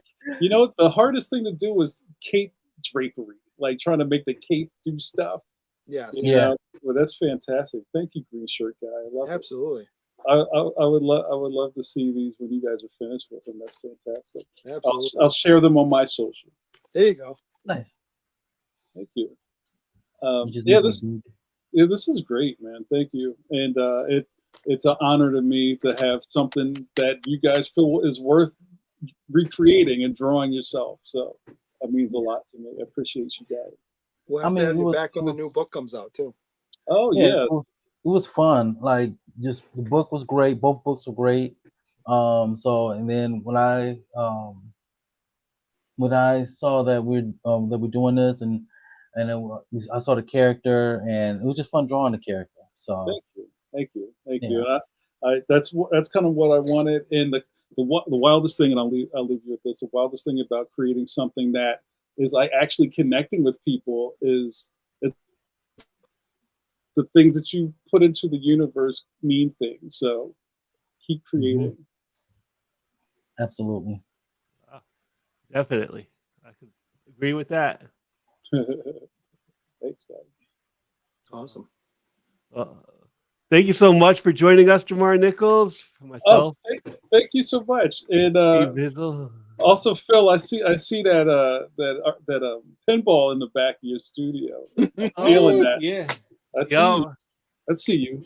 yeah. It's a virtual like pinball machine I built like right after 2001. I built it, and it opened up a door to so many like games and like Mhm. like a lot of people like they think about like the old arcades, and one of the things I think about is the like the pinball machines Mhm. at the old arcades, because like the old arcade used to have like a wall The wall of pinball. like a wall of pinball, Mhm. and now I got like the home console version of that. So Does it have? Do you have like different tables that you can load up on it? I have about there's probably around like 300 tables on So there. that and Laserdisc, you got it all covered, man. I love it. Yeah, yep. There's like 300 tables. Some of them are like based off of like actual old arcade pinballs. Some of them are even like newer ones. Like there's a Guardians of the Galaxy table I have What? on there. Nice. What? And there's also like the pinball FX tables. So Mhm. like the Marvel Civil War is there. So there's so many great tables. Like I could play that. I'm for coming a back over to your house, Phil. Yeah, yeah. Hold on. Before we go, I just wanted to ask you. I'm a big old video game and arcade dude. I was born in the arcades. Yeah. Same. Office. Have you ever played ice cold beer? Ice cold. What is it? Ice cold beer. It's an old maybe like a early 80s or late 70s arcade game, but it's not like a pew pew. It's almost like a carnival game, right? It's like if you look it up real quick, it looks like Plinko or something, right? Yes. It's got a bar that you move the joysticks with, and the thing is nothing but holes. So you get a pinball, and you have to like edge the ball up into the hole that's lit up and drop it in, and then the thing lowers again. So you have to get 10 holes, pause. But it's really, really hard, and it's a brilliant game. And people are like recreating ice cold beer, like they're refurbing it and making like the game is amazing. So if you ever have a barcade in your town, So you just say it's now it's ice cold craft beer? It's like you have to play it with an ironic mustache. like I'm looking at pictures of it, and like I'm seeing the pictures of it now, and it's not like an arcade game with like a screen. It's like a board. It's like an actual board. Like and you can't cheat it or tilt it because it'll just turn off. So so you got to like edge this ball. Yeah, it's a great skill game. So ice cold beer, you guys, you heard it here first. Yeah, wow. Right on. Right on. All right. So thank you so much for joining us. Thank you guys. Thank you. C-Bizzle, Green Shirt Guy, JAMAR Nichols, our guest. We're filling the blanks. We will see you all on Sunday for Film and Box Office News. Many green shirt guy moments in that movie. Oh, I'm sure. Thanks, guys. It's the brightest day. Where are the heroes? Soon as they get here, everything will be alright. I need a hero. Someone superhuman who can come and save my life. Crisis after crisis. All right.